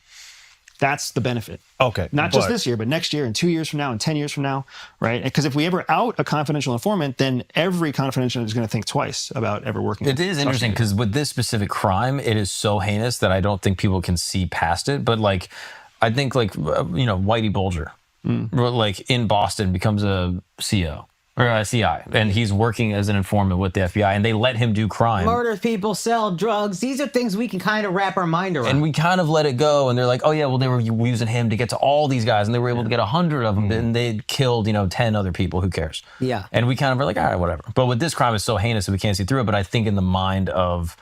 CIA believes that all people are born with a spy secret superpower. For some people, that means they can win deals. For others, they can spot liars. Some can even seduce lovers. I built a free 3-minute test to help reveal to you exactly what your secret hidden superpower is. All you have to do is click on the link in the description below, take the test, and start using your spy superpower to stay ahead of 99% of people. Intelligence people, CIA, FBI, they're just like, yeah, people are people, numbers are data, who gives a shit? You guys just did the John Gotti thing. What? You guys all just did like the John Gotti thing where they're interviewing John Gotti got caught and they're like, what do you think about John Gotti getting caught? And they're like, he did nothing wrong. And then they're like, what about the murders? And the people are just like, what murders? Like they're just like covering. Yeah, there's a degree, I think in our mind, maybe it's society, maybe it's human nature, especially of children, is the worst. there's no ability to reconcile that for most of us. Yeah, there's a reason prisoners fuck them up. You know what I mean? Like, yeah, absolutely. And I think part of a job that I don't envy in someone high up in the agency or FBI or whatever these places are, is like, you can't afford to do that because I got to worry about 330 million people. And I'm not defending what they did. I do understand that is a part of their job, and that is a tough thing to do. Mm-hmm. So there definitely are files. There's definitely stuff that was collected at his place that he was filming. They probably have proof that other people have fucked some kids. Let's say you don't want to expose that he was intelligent, but couldn't they at least use that information to start investigating some of the people that we know fuck some kids, and then just try to, hey, get them on a private investigation? You weren't CIs. And yes, they can, and yes, they probably are. But when you start an investigation, you don't go public and say, we've started this investigation. We're actually looking into so-and-so right now because of what we found. It's taken them a long time. Investigations take a painfully long time to actually research, to build a case that you have confidence when it goes to trial. You can build a jury that's not going to have a predisposed bias for the case. Give us a rough idea how long it could take to see justice for any of these people. I mean, for any of these I think victims. we'd be lucky if we saw it in 4 or 5 years. I think realistically, cases probably would take between 7 and 14 years. And then even... No, not the age of the victims. How long does it take to get this trial like these? It takes upwards of 14 years to get a prosecution. It can. Wow. Especially if you're looking for a federal prosecution, it's a long time. There's also the assumption that all the blackmail is sexual blackmail.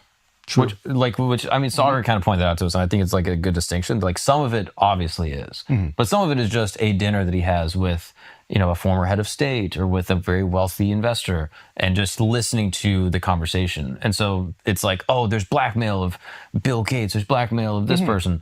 It may be sexual, but it also could just be a conversation. No, I know that, but the ones that were diddling some kids, get them the fuck out of here. Right. Why would Trump run on releasing these files if, when he was in office and Epstein got locked up and they got all this information and he know this can't get out to the public, why would he run on releasing it? Because he's dishonest. Point blank. All right. I mean, Trump is dishonest. I think we all understand Trump is a dishonest character. Right? I mean, he told us that on the pod. He said, I am a mostly truthful person. Basically saying, I lie sometimes. Yeah. You know what I mean? When it's strategically relevant, when it's beneficial to marketing, when it advances the cause, when it gets him what he needs in the long run, it's a short-term sacrifice for a long-term gain. Like, so was it just a huge miscalculation? He thought people would not care after he gets elected. Like if he know he couldn't. Well, he did release. I think he thought, oh yeah, we're going to give him some red meat. We're going to put together all these influencers. We're going to give them these files, and we're going to leak all the stuff, and they're going to eat it up, and we'll be good. I'll have done my job. And then no one ate it, and then he was like, "Oh shit!" Is that what you think, Andrew? You got to keep in mind that like Donald Trump was there from the beginning of all this with his first presidency, so none of this is new to him. It's almost like a boomerang that's coming back to him. He was back there with Epstein too. You know? Yeah, I mean, he was there for a long time. Yeah, but what I'm saying is just when you put yourself into the shoes of the president and you calculate risk, this is his second term. Yeah, like he shouldn't have a third term according to what we understand of precedent and our own internal laws, right? So what does he have to lose? What does he have to lose? Pissing off everybody in his base. What's he have to lose? Is that base gonna vote liberal next cycle? No. I do think a lot more people. Yeah. I think a lot of people in the middle are upset. But the middle's not the base. Okay. Right? The base is still intact for the next conservative president, the next conservative candidate. So if anybody, the people you can mess with the most is the base. It's also a good point because Trump doesn't care about the part, right? Like he doesn't care about like republicanism. I think he cares about like him getting elected. Yeah. And so if he pisses off everyone, like he doesn't care. He's like, I'm out. If he's out. If he's out. Yeah. What is the general view of all the agencies on Trump? What do they think of him as a president? Do they have some dirt on him? Do you think any foreign intelligence has some dirt on him? I've heard that theory that like, the reason he's so pro-Israel or whatever is they have something on him. Russia might have something on him. How much do you believe in that? And then what is like the general agency view of him? So I can't speak for obviously all the members of the IC. Donald Trump is definitely a split decision for a lot of people. Even within the CIA and the people that I talk to at CIA, he's still a split decision. There's some people who love the American first, pro-America, let's get back to like, hoorah, support the military, be strong again, give up on this diplomacy bullshit stuff. There are plenty of people who love that idea. They don't love Donald Trump. They love that idea. And then you have the other side of people who just seem to hate Donald Trump. Okay. Right? Who are like, oh, he's misogynistic and he's belittling and he sounds stupid when he talks and so you've got the people who love what he's doing, and you got the people who kind of hate the man. Yeah. And I've seen that on both sides, even within CIA itself, which is supposed to be an apolitical organization. I think the real thing that you can look at to measure how much CIA likes or dislikes Donald Trump is the incredible lack or the incredible amount of resignations at CIA under the first Trump presidency and then under the second Trump presidency also. Right. People don't want to work for him. He is the executive. That is a organization that works for the executive branch. And I think Donald Trump, of all people, is like, if you don't like working for me, get the fuck out, right? Give me space to bring somebody else in. Right. But unlike we've ever seen in history, when the first Trump presidency resulted in a massive exodus of CIA officers. I was unaware of this. Yeah. So CIA had an attrition rate historically of about 1.3%, which means that every year, 1.3% of its clandestine cadre would leave its ranks. The majority of that 1.3% would come back in the following Monday as a contractor working for a contracting firm. So they didn't really lose anybody. Right? Very, very few people left CIA. And then what happened is in 2014 was when I left CIA, there were more people willing to leave. There were more people willing to resign, right? If you like that word better. Yeah. And then in 2016, like the floodgates opened. Really? CIA went from losing on average one clandestine officer per month. Yeah. That's what they were losing prior to Donald Trump, to 30 clandestine officers per month in 2016. Wow. They had a huge, and these aren't analysts or finance people or logisticians or fake passport people. These are actual people who collect intelligence. Has it affected the strength of the agency long term? Absolutely. Yeah. Now that is like universally understood across every agency officer I've talked to, current, former, and even still inside. They all think the agency's weak. The agency's weak. The intelligence it collects is weak. The access it has is weak. It's heavily reliant on foreign partners to give the intelligence that it collects. It's struggling. And it's not because of the officers, the men and women at CIA. It's because of the resources and the structure and the administration and the massive swings left and right that we've seen in the executive. Guys, take me out. I'm available. That's true. He will fail his weed test. That's our fault. Yeah, so I guess I'm also thinking just a 30x increase in turnover, you're not going to be able to train up people as fast as you're losing them. Correct. So that would have long-term effects. And then I guess to bring it and to not make it just Trump, when Biden comes in and things seem to go pretty far left, that will be the swing you're talking about. Correct. And then Trump comes back in and they go even further right. Correct. And when you're making a career in government service, first of all, you make a career in government service hoping that you won't have to deal with politics. Most of the people that go to go into Health and Human Services, TSA, you name it, any federal office, they're not politically motivated people. They're there because they're looking for a stable, TSA don't seem that steady motivated job. They don't seem to want to be there. Yeah. They don't seem to enjoy much of anything.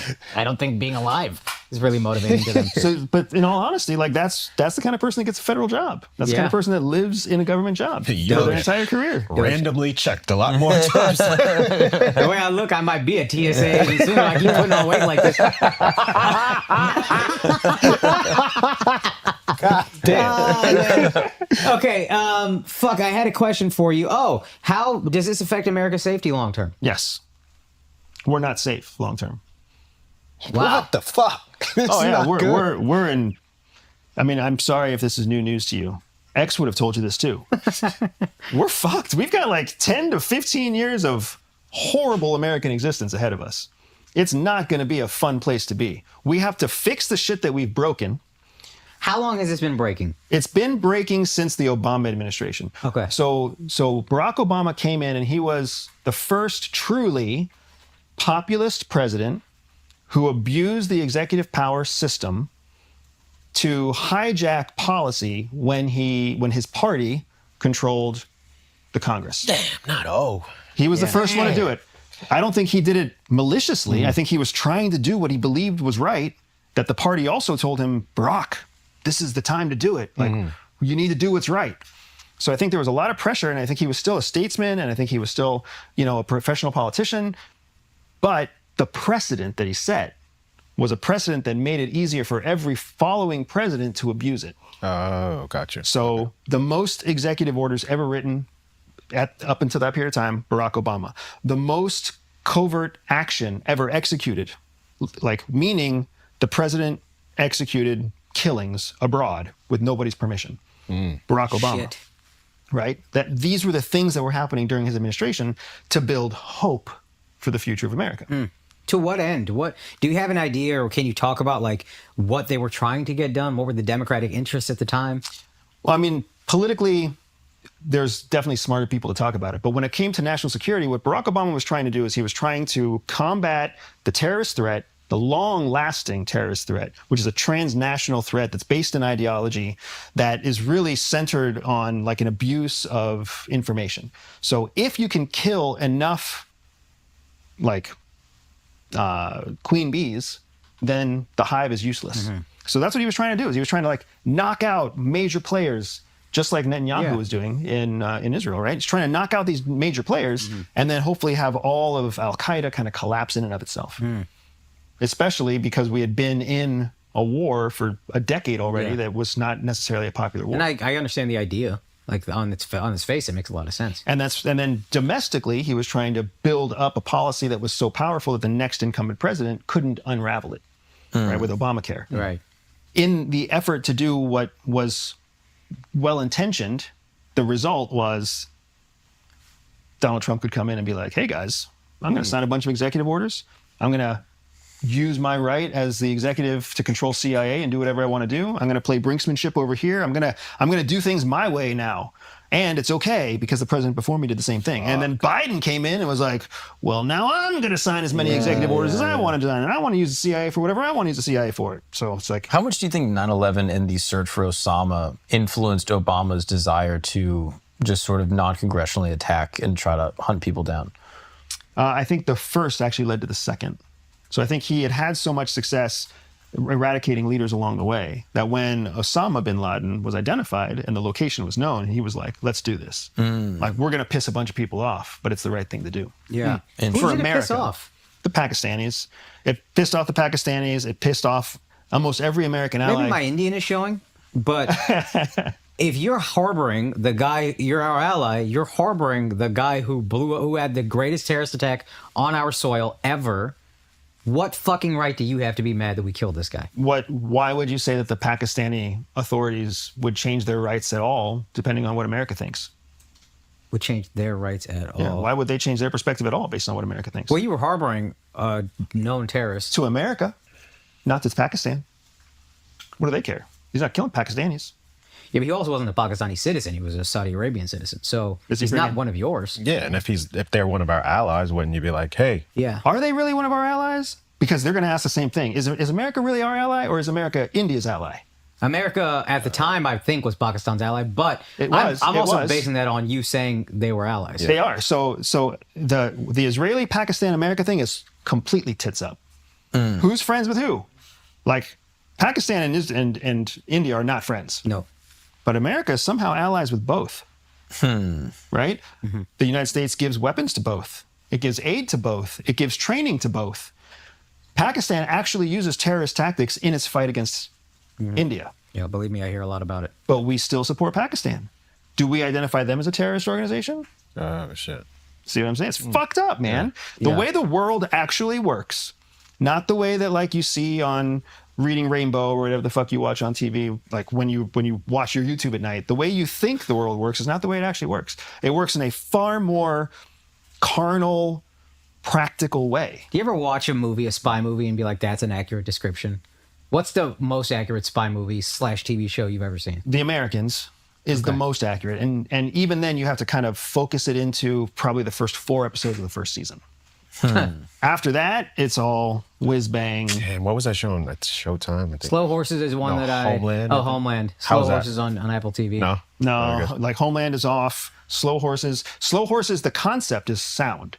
There really are offices. We call it the Office of Broken Toys at CIA, where you send your alcoholics and you send your burnouts and you send your serial adulterers and you send your people who discovered that cocaine could help them write better reports. Like you can't send them back on the street. Yeah. And you can't send them out in the field, and you can't fire them because then you've got this bucket of secrets that's tied up in this person who's...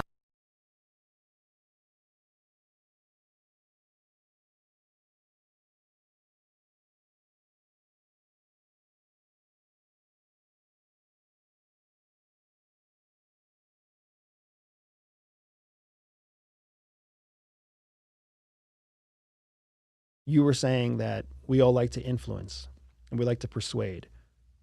2 steps before you ever start influencing or persuading, you have to gather information. You have to collect information. You have to gather intelligence. So often, social media and traditional media make us think that you have to skip to the action. And the action is influencing or persuading somebody. Perfect example is all the people out there who try to teach you lie detection. You have to skip to the part where you can quickly determine if they're lying because you're watching the micro expressions in their face. Really good friend of mine, Chase Hughes. Chase Hughes focuses a lot on micro expressions, hypnosis, and picking up these nuances in a person. He's 100% right. It can be done, but you have to control the environment around the person in order to be able to extract those types of micro expressions, those type of nuances. Chase knows how to do that because he's used to teaching people in a world of interrogation. When you're a human intelligence officer, you're not interrogating people. You're having a casual conversation on the street. The difference is when you have a conversation with somebody as a sales lead or in the corporate office, if they don't like what you have to say, they can walk away. In an interrogation experience, they don't ever get to walk away, right? So you can ramp up the pressure and see how it changes them. But in a social setting, you can't do that. They can literally just leave. So in human intelligence, what we're always looking for is gathering information to create what we call a baseline. What is normal for that person? And then you can start messing with different type of stimuli to make them change from their baseline. So let's take the example of picking up women, right?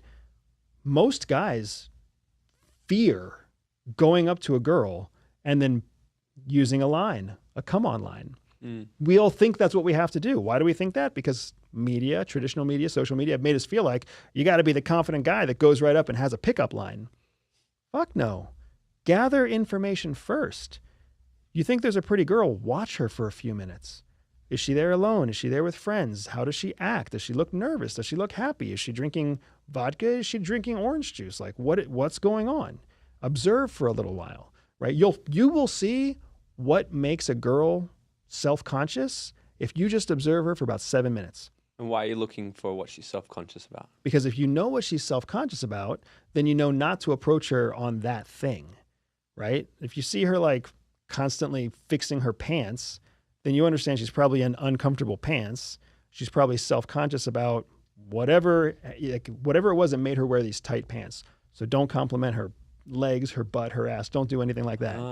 Compliment her on the thing that's natural.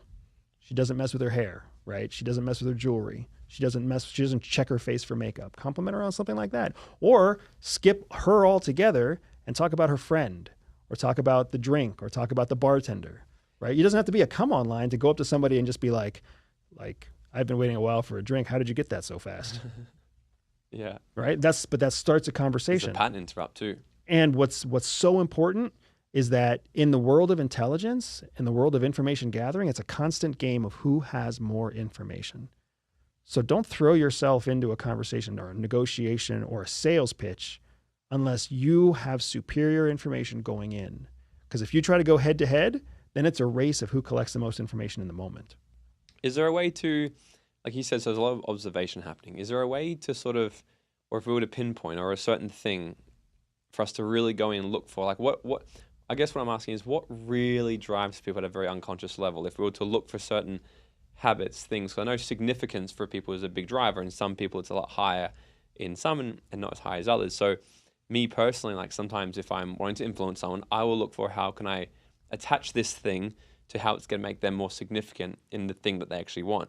Or I'll look for what's their actually values. If someone values family, attaching how it's going to benefit their family is going to influence them a lot more than if I was to say it's going to allow you to travel the world. Like they might not care about it. So that's my understanding of it. What are you kind of looking for? Like, or is there stronger internal motivators that we need to sort of be looking for to attach the thing we want to influence them on back to? You said the word several times during your description just now, right? It's really all about benefit to the target. What benefits them? And that sometimes that benefit is a value. Sometimes that benefit is very transient or temporary. Sometimes that benefit is just an escape, right? But if you observe with an eye towards what benefits the other person, that's really how you get closer to the place where you can influence or persuade them. So if you're talking to somebody who, like car salesman, somebody walks into a car dealership and they're asking about a car. Well, are they interested in a car? No. They're interested in a benefit to transportation, but you don't know what that benefit is. Are they looking for transportation that makes them look and sound cool? Are they looking for transportation that makes it comfortable for their kids? Are they looking for transportation that makes it safe for their spouse? Are they looking for transportation that's cost effective? You have no idea. But what you do know is that they came to a car dealership because they're looking for the benefit of transportation. You don't know whether they're there because they like that brand of car or because they don't have a car and that was the closest dealership they could walk to. Too often, people leap to an assumption and they oversimplify the benefit of the target or of the other person or of the mark, whatever you want to call it, right? You actually don't know their benefit unless you take the time to observe. Because again, you're looking for the baseline. You've got to gather information. People, one of the best ways to gather information is just what you're doing right now. You just sit there quietly. If you sit there quietly, people talk. And guess what every word is? Every word is information. It's data. And if you're paying attention with an eye towards finding the benefit that they're talking about, you will see a pattern in what they say. I have noticed that. And sometimes, because naturally, like I'm super excited to talk to people. I have noticed, I'm like, the more I shut up, the other person will fill the void of being like, talk. And they just give up. Because I coach a lot of people. So a lot of times when I coach, I'm just quiet. And they just talk so much stuff. I'm like, can I talk now? I just heard all the things you're telling me that your problems and you don't know about because the way you said that, right? I've heard you talk about the RICE method, I think it is. What's the RICE method? So RICE is an acronym that stands for core motivations that all human beings have. And when I say all human beings, I mean all human beings, all ages, all races, all ethnicities, all education levels, all religions, you name it. And the acronym is RICE, RICE. The R stands for the word reward. The I stands for ideology. The C stands for coercion. The E stands for ego. So all people of all types are motivated at their core by these 4 motivations: reward, ideology, coercion, and ego. If you understand what their strongest motivator is at any moment of time, whether it's their age, the part of the day, their emotional status, if you understand which of those 4 motivations to lean on, you greatly increase your opportunity to influence them in a short period of time. So it's about discovering which one or using all 4. It's about understanding which one is preeminent, always knowing that the other 3 also exist. So for example, in this moment that you and I are talking, you can be motivated by rewards, you can be motivated by ideology, you can be motivated by coercion, you can be motivated by ego. But they're not all equal to you right now in this moment, in this studio, on this day, in this mood. It takes a bit of observation to understand which one motivates you the most in this moment so that we can have the highest chance of success if we're trying to influence you. And what are you looking for to determine? So my understanding is, so reward, obviously, we'll do anything to, we like pleasure. Ideology, our beliefs, our internal idea of the world, is that correct? Yep. Coercion. So if you don't do this, then I'll fuck you up. Force, exactly. Okay, so force, I'm assuming it'll work. There's a saying I know, it's like someone convinced against their will is still of the same opinion. So I'm assuming that's the one you probably don't want to go for. Correct. And then ego, so a significance thing, like how you got to play their ego. Close, but ego is a great one because people misunderstand the term ego with egotistical. We all have an ego. We all have a way we want the world to view us. That is our ego. Mother Teresa had an ego. Gandhi had an ego. Martin Luther King had an ego. Biden and Trump have an ego. The difference is some people become egotistical, which means they must be seen as powerful or smarter or whatever else. We've got to separate the 2 terms to really understand the motivational value. Because if you can meet somebody and validate or encourage or give them the benefit of expanding their ego, they will be more susceptible to persuasion and influence because they feel like you are validating what they value, which is being self-sacrificing or being a leader or being patient or being a good mom. Like, we all have egos. And if I ask you to do something that's in line with your ego and I validate your ego along the way, you're more likely to be persuaded to do what I want you to do. Would another way to say it like their identity, what they believe to be true about themselves? Fair. Like if somebody was to value impact, or love or some service or something like that, would, like, let's say if I was going to sit and try to influence this person to do a business deal with me, it'd be like, hey, by doing this, we get to create a massive impact in the world and, et cetera, et cetera. Am I on the right track? Yep, you're feeding their ego. Because for them, if their ego is to make a big impact in the world, and if one of their primary struggles or frustrations is that they're not in an impactful position, then you're inviting them to join your cause and contribute their passion to your impact. And now all of a sudden they say yes. Are one of these higher than the other? The highest of all 4 is ideology. And that's why you see so much marketing, so much advertising, so much propaganda centered around ideology. Like, I mean, if you think about religion's a fantastic one. When you talk to somebody who is religious, you can get them to do basically anything in the name of their religion. There are people who kill in the name of their religion, right? There are people who leave families and stop talking to their moms and dads and brothers and sisters in the name of religion. That's how strong ideology is. Here in the United States, if the national anthem plays, guess what people do? Yes. They stand up. Even if it doesn't make sense, right? If the national anthem started playing right now, I would feel compelled to push the microphone aside, stand up and put my hand over my heart. It makes no logical sense. That's how strong ideology is, right? And what's super powerful about ideology as a motivator is nobody second guesses it. Religious people don't second guess their religion. Nationalists don't second guess their nationalism. Dads don't second guess being dads. Sons, don't second guess loving their parents. Like, this is our ideology. It's what we do. It's insane because and when you're outside of that ideology, that's when you can see it. So any husband who's watched their wife do something irrational and nonsensical because she feels obligated to her parents, or she owes her parents, or she owes her family, or because her religion like, you sit there and you're like, why would you do that? Doesn't make any sense. And then of course the spouse responds defensively. Well, you don't understand. You don't get it, right? It's my mom, it's my dad, it's my church. We see it from the outside, but you don't see it from the inside. So if I'm sitting across the table, me and you I just met you and I'm trying to sell you on something. Let's just use sales for an example. What specifically would you recommend I ask or look for? How do I determine your ideology? So a lot of it has to do with listening and being silent, like you said. And then you have to use a technique we call elicitation. So elicitation is a process by which you collect targeted information by asking adjacent questions. So for example, if I want to know how old you are, if I say, Morgan, how old are you? That is a direct question. You may not like that direct question. It might make you feel uncomfortable. But if I ask you something like, what year did you graduate college? Now I can do some very simple math and come up with a relatively close estimate about how old you are, right? Now, are there always exceptions? Yes, there are always the people who went to college and graduated at 24. But for the rest of us, the vast majority of us graduate university at about 22, right? So we can ask those questions. That's adjacent to what we're trying to ask, but we get the core information, right?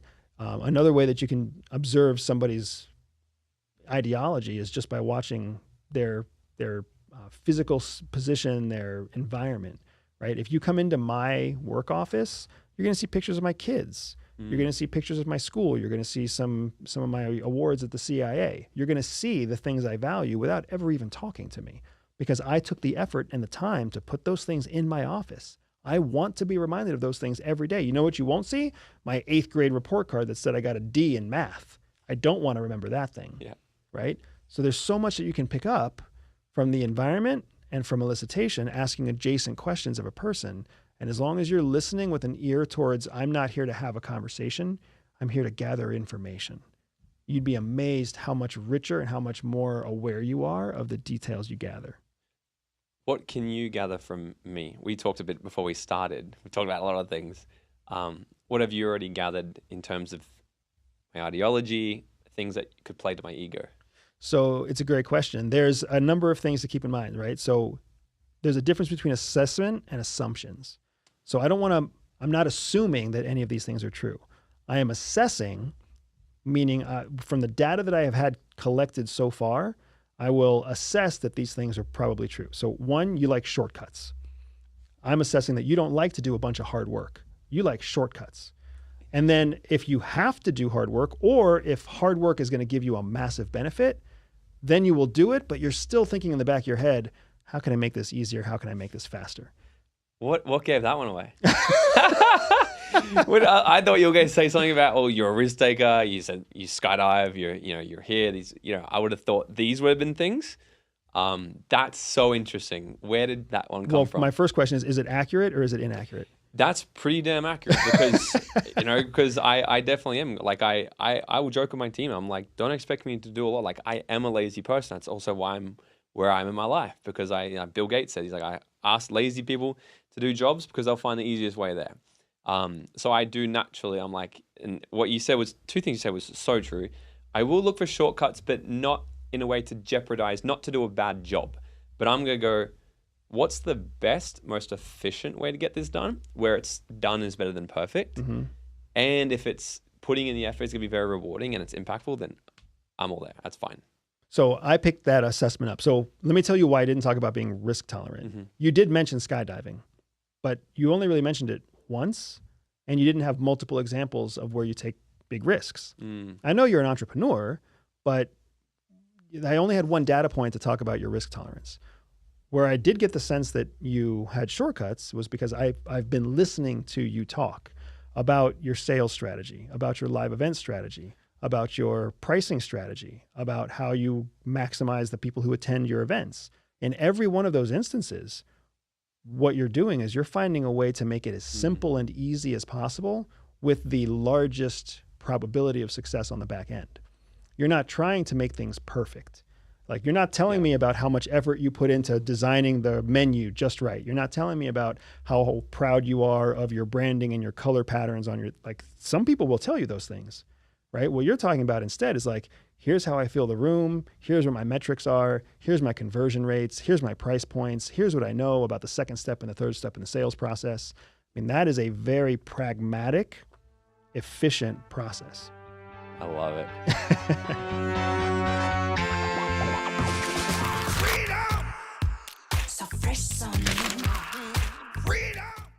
You're right. Most people think about prepping. So they think about sheltering in place. Mistake number one that CIA teaches you is you never shelter in place.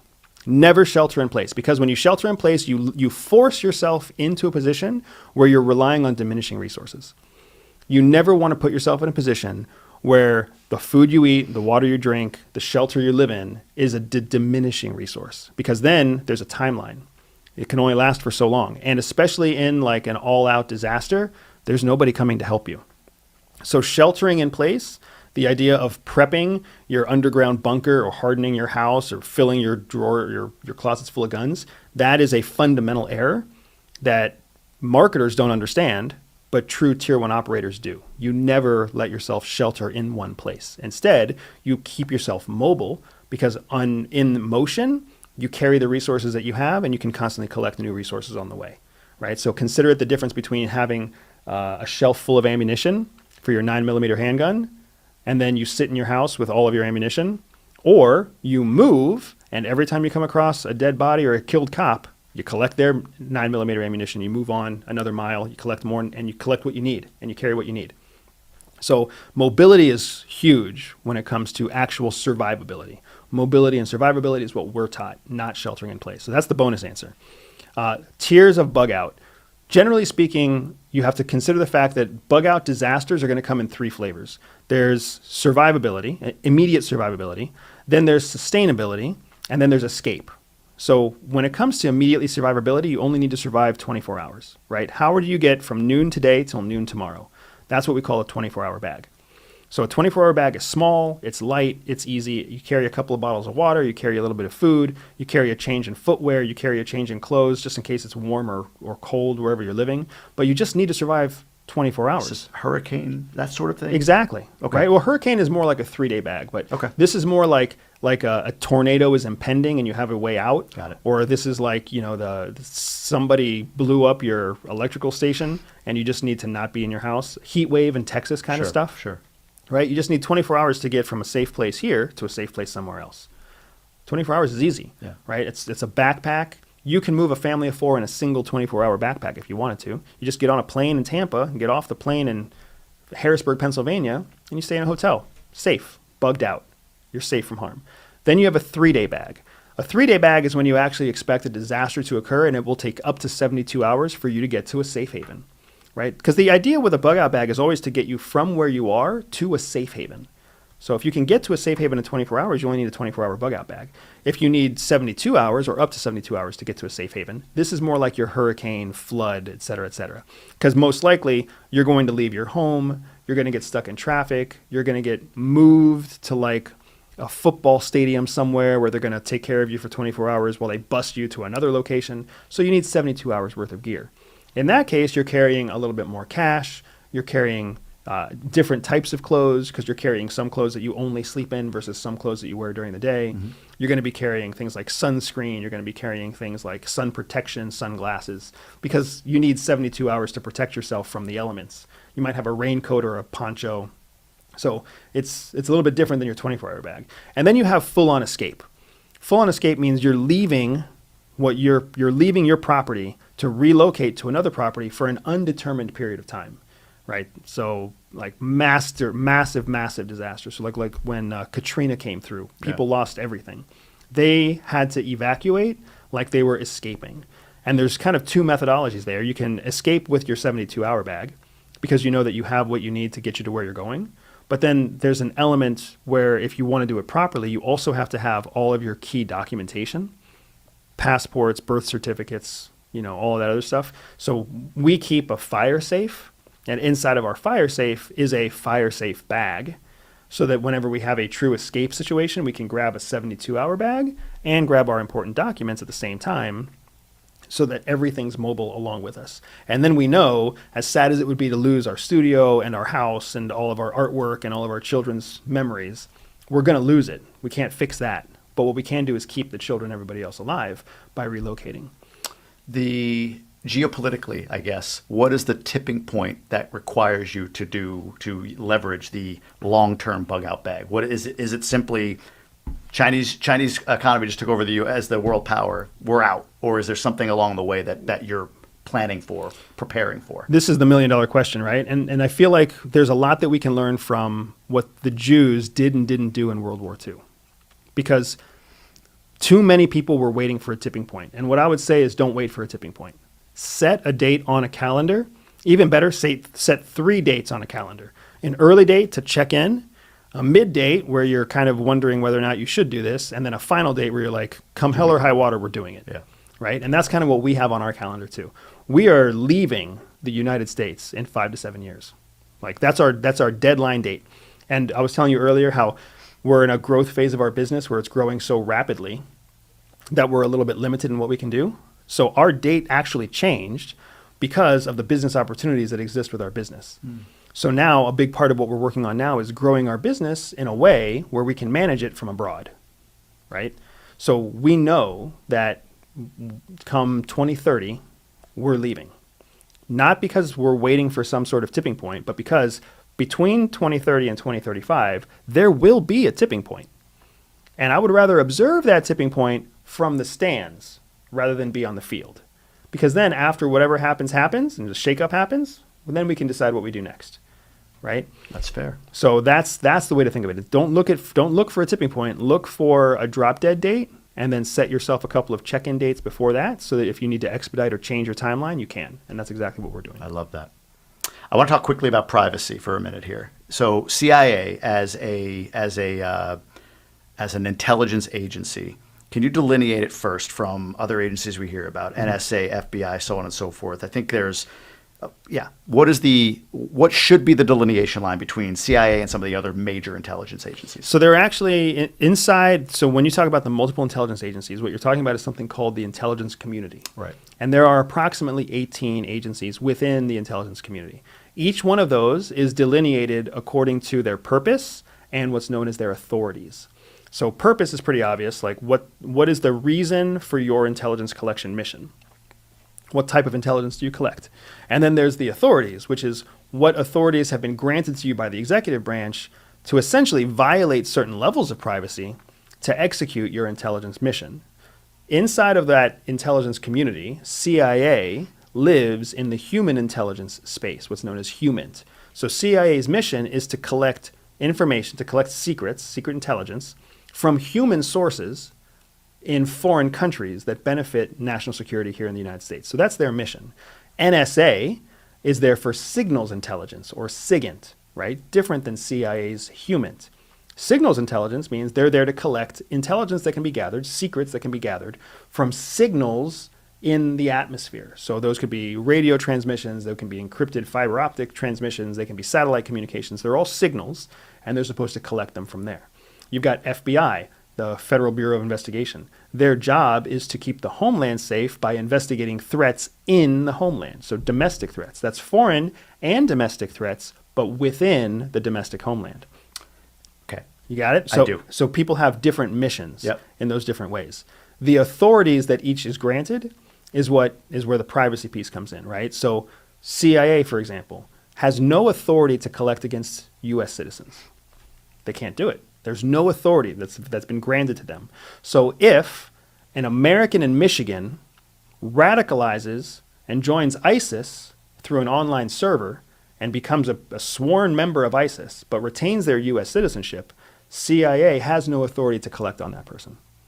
FBI can, because FBI's authority is to collect against any threat, foreign or domestic, that exists in the homeland. So then does authority or ego prevent these organizations from communicating with one another? Ego and practice, right? And we've got to keep in mind, like anybody who's ever worked for a company, you used to work for a big company, right? Yeah. Did the HR department speak the same language as the sales department? No. Yeah. Good point. FBI doesn't speak the same language as CIA. So even if you have the head of HR and the head of sales are saying to their team, we have to coordinate, we have to communicate, the actual emails themselves don't make any sense to anybody. And when people come across something they don't understand, they just don't do it. Dismiss it. Yeah. Right? And that's exactly what happens in the IC. You have 18 different groups, right? You've got the Air Force Office of Special Investigation speaking to FBI. They speak in Air Force, the FBI speaks in FBI speak. And then they both speak to NSA, who speaks in a third language altogether. And then all three of them speak to CIA, that speaks in a third language altogether. Right? So then nobody's really speaking the same language. Everybody's deprioritizing each other's intelligence reports because they just don't understand what they're saying. And in comparison to the intel that they're getting from each other, they're getting tons of intel from within their own organization. So they're prioritizing their own intel, deprioritizing their partner's intel, and it makes just an administrative challenge. Prior to World War I, my understanding is intelligence espionage type operations were wartime ramp ups and then ramp downs.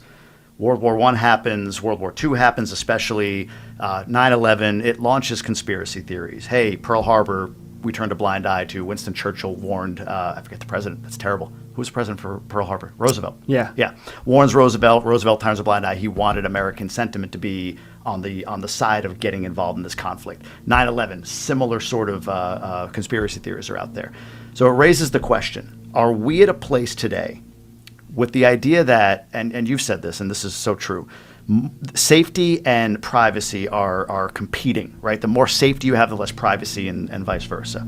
So the idea that we have more and more intelligence agents, more and more intelligence agencies, more and more breaches, if you will, of privacy, breaches depending on who you are, I guess you could describe it that way. And the fact that post-World War I, post-World War II, we've ramped up intelligence operations, no matter whether we're peacetime or wartime, and have accelerated that. Are we in a place where there is there is a desire by the elite class to control the populace, and that's why we have these intelligence agencies, very conspiracy theory, or is it very necessary for a country like ours to have scaled to the point, just like a company, to, continue to trickle into the private lives of its citizens? So I think it's an interesting point that you bring up, and you're right. When it comes to chasing conspiracy theories, like there's no way that you can respond to conspiracy theories because they're theories and they're conspiracies. So you can't ever satisfy a conspiracy theorist's theory. Right. You just can't do it. So we're not even going to try. But when it comes to what is the role of intelligence now, I would very much equate it to what's the role of business intelligence now. Why do companies invest in business intelligence? Why do companies invest in metrics? And why do companies invest in market research? Why are they doing that? They're doing that so they can keep ahead of their competitors. Why are they trying to keep ahead of their competitors? Because they've learned it's actually cheaper to track what your competitor is doing and then outmaneuver them in secret so that you always protect your market share, rather than be surprised by your competitor when they bring something new to market, and then you have to invest all this money in just trying to survive by creating a competitive product. That is the same reason that you have seen, less so since World War II and more so really since the Vietnam War, why you've seen this increase in active peacetime intelligence collection. Because intelligence does the same thing. We don't have to have a hot war with China. And a hot war with China might last, 4 years? Cost hundreds of billions of dollars and millions of deaths potentially. We don't have to have a hot war if we can spread out intelligence operations over 50 years and maneuver in such a way where essentially we have deterrence that keeps both sides from starting a hot conflict. That's the value of intelligence. So it costs a fraction of the amount of money, and it costs no lives or a small amount of lives to be able to maintain this wobbly kind of peace. But it keeps both countries in check with each other. So business intelligence and covert intelligence kind of serve the same purpose. It's an investment against a future expense. Makes sense. Wrapping this up, I want to go into real quick your exit from the CIA. From what I understand, you left. I think everything about you was fabricated by the CIA intentionally, right? You were still undercover. So resume, all of that, you get jobs based on a different identity, a different resume than your actual, and then at some point your cover's lifted, and you tell your boss about it, all that good stuff, right? I've seen all these stories.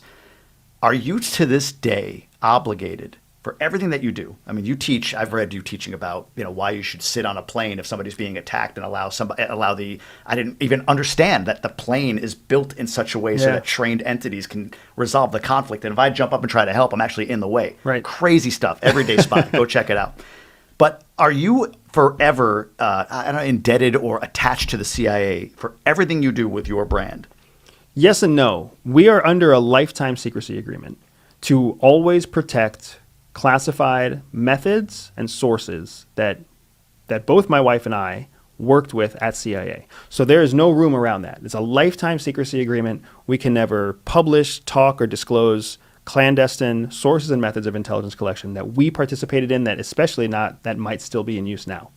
So to that, we are less indebted and more legally culpable too, violating that secrecy agreement. Outside of that, we have no relationship with CIA. We're just free, independent citizens. So Everyday Spy is just a company that I created based on my knowledge, my experience, what I've learned in my time at CIA, to bring CIA best practices as I understand them, as I was trained in them, to the everyday person. That's the goal of our company, right? To give people the same unfair advantage in everyday life that CIA gave us as an unfair advantage in covert life. It's a really easy pass-through for us, and it doesn't violate any of our secrecy agreement to CIA. That said, there's also an element of nationalism here where CIA has no method. It's not like being a reserve military officer where the Army can just call back their reservists. CIA doesn't work like that. They don't have a reserve cadre they can just call back to come back into service. They've never done that. They can't really do that. There's no legal method for them to do that.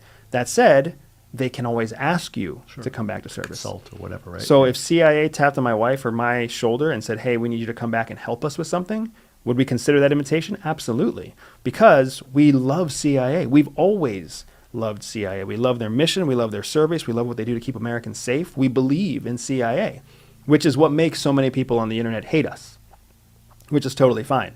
But the truth is, if we were to be tapped on the shoulder, it would be a very difficult conversation, but CIA understands the power of difficult conversations.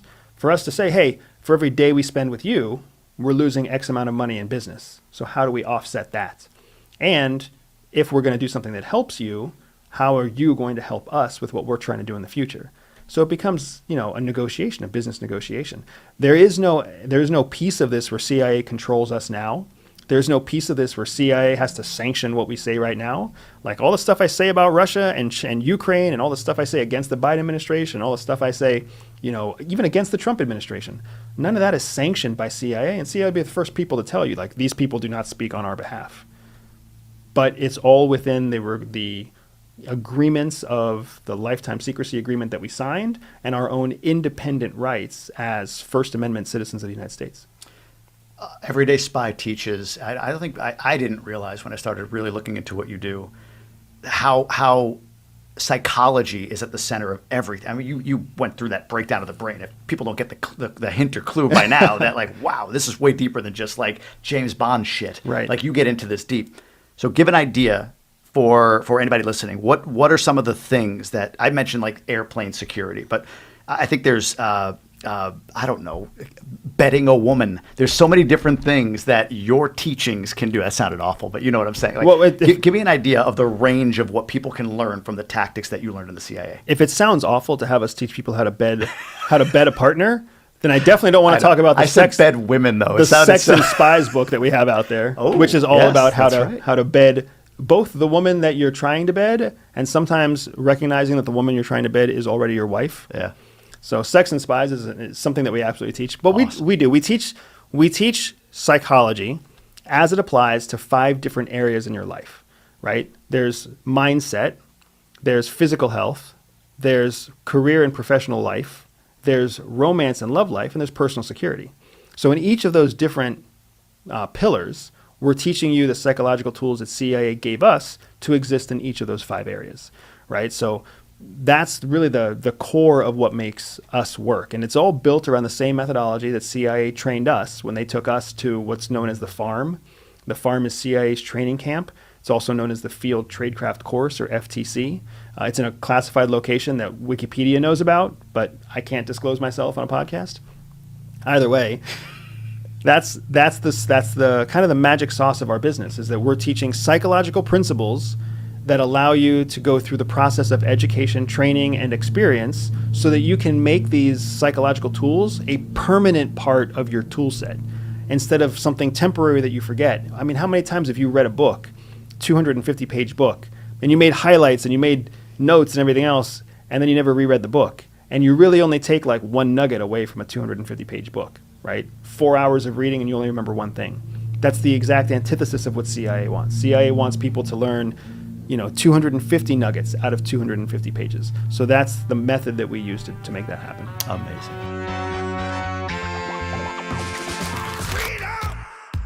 So fresh sun.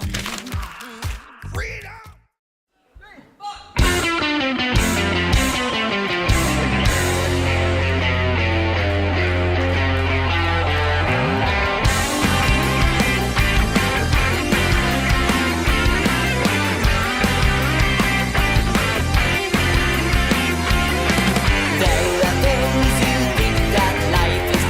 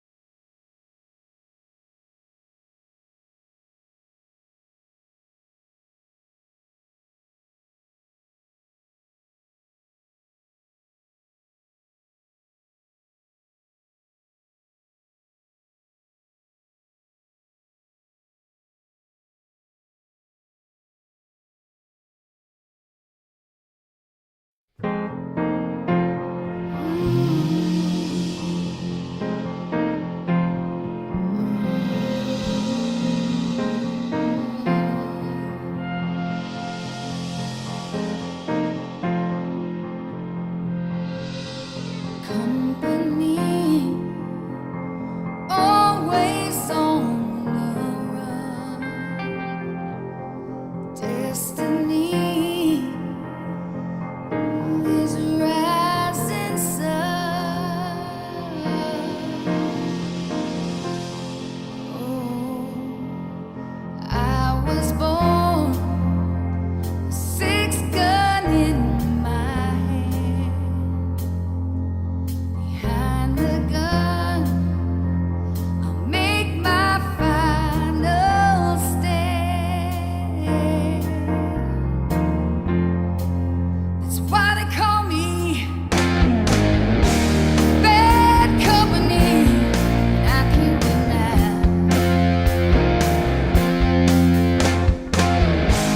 Bad company till the day I die. Oh, till the day I die. Till the day I die.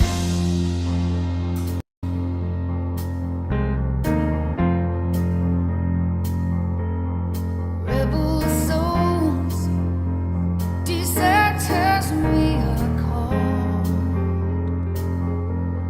Chose the gun and threw away the sun.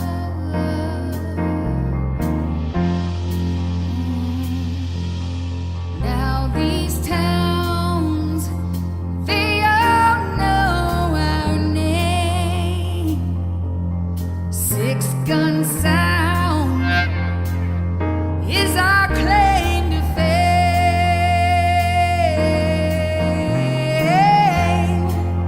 I can hear him say, bad company, I won't deny. Bad company till the day I die. Oh yeah, till the day I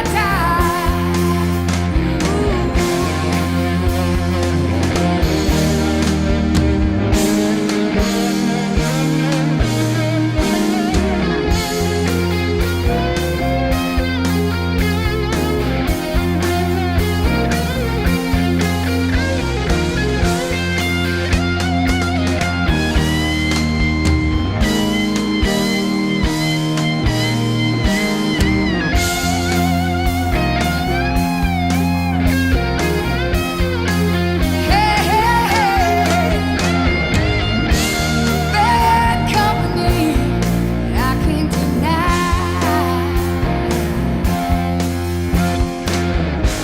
Bad company till the day I die.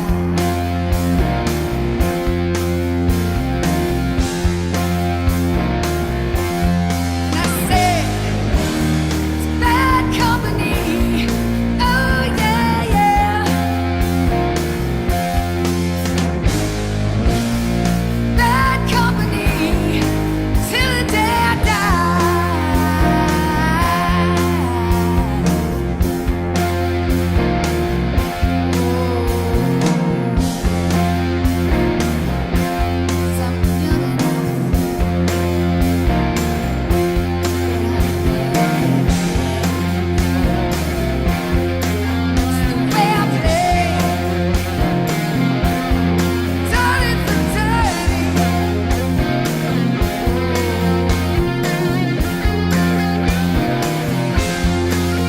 somebody double cross.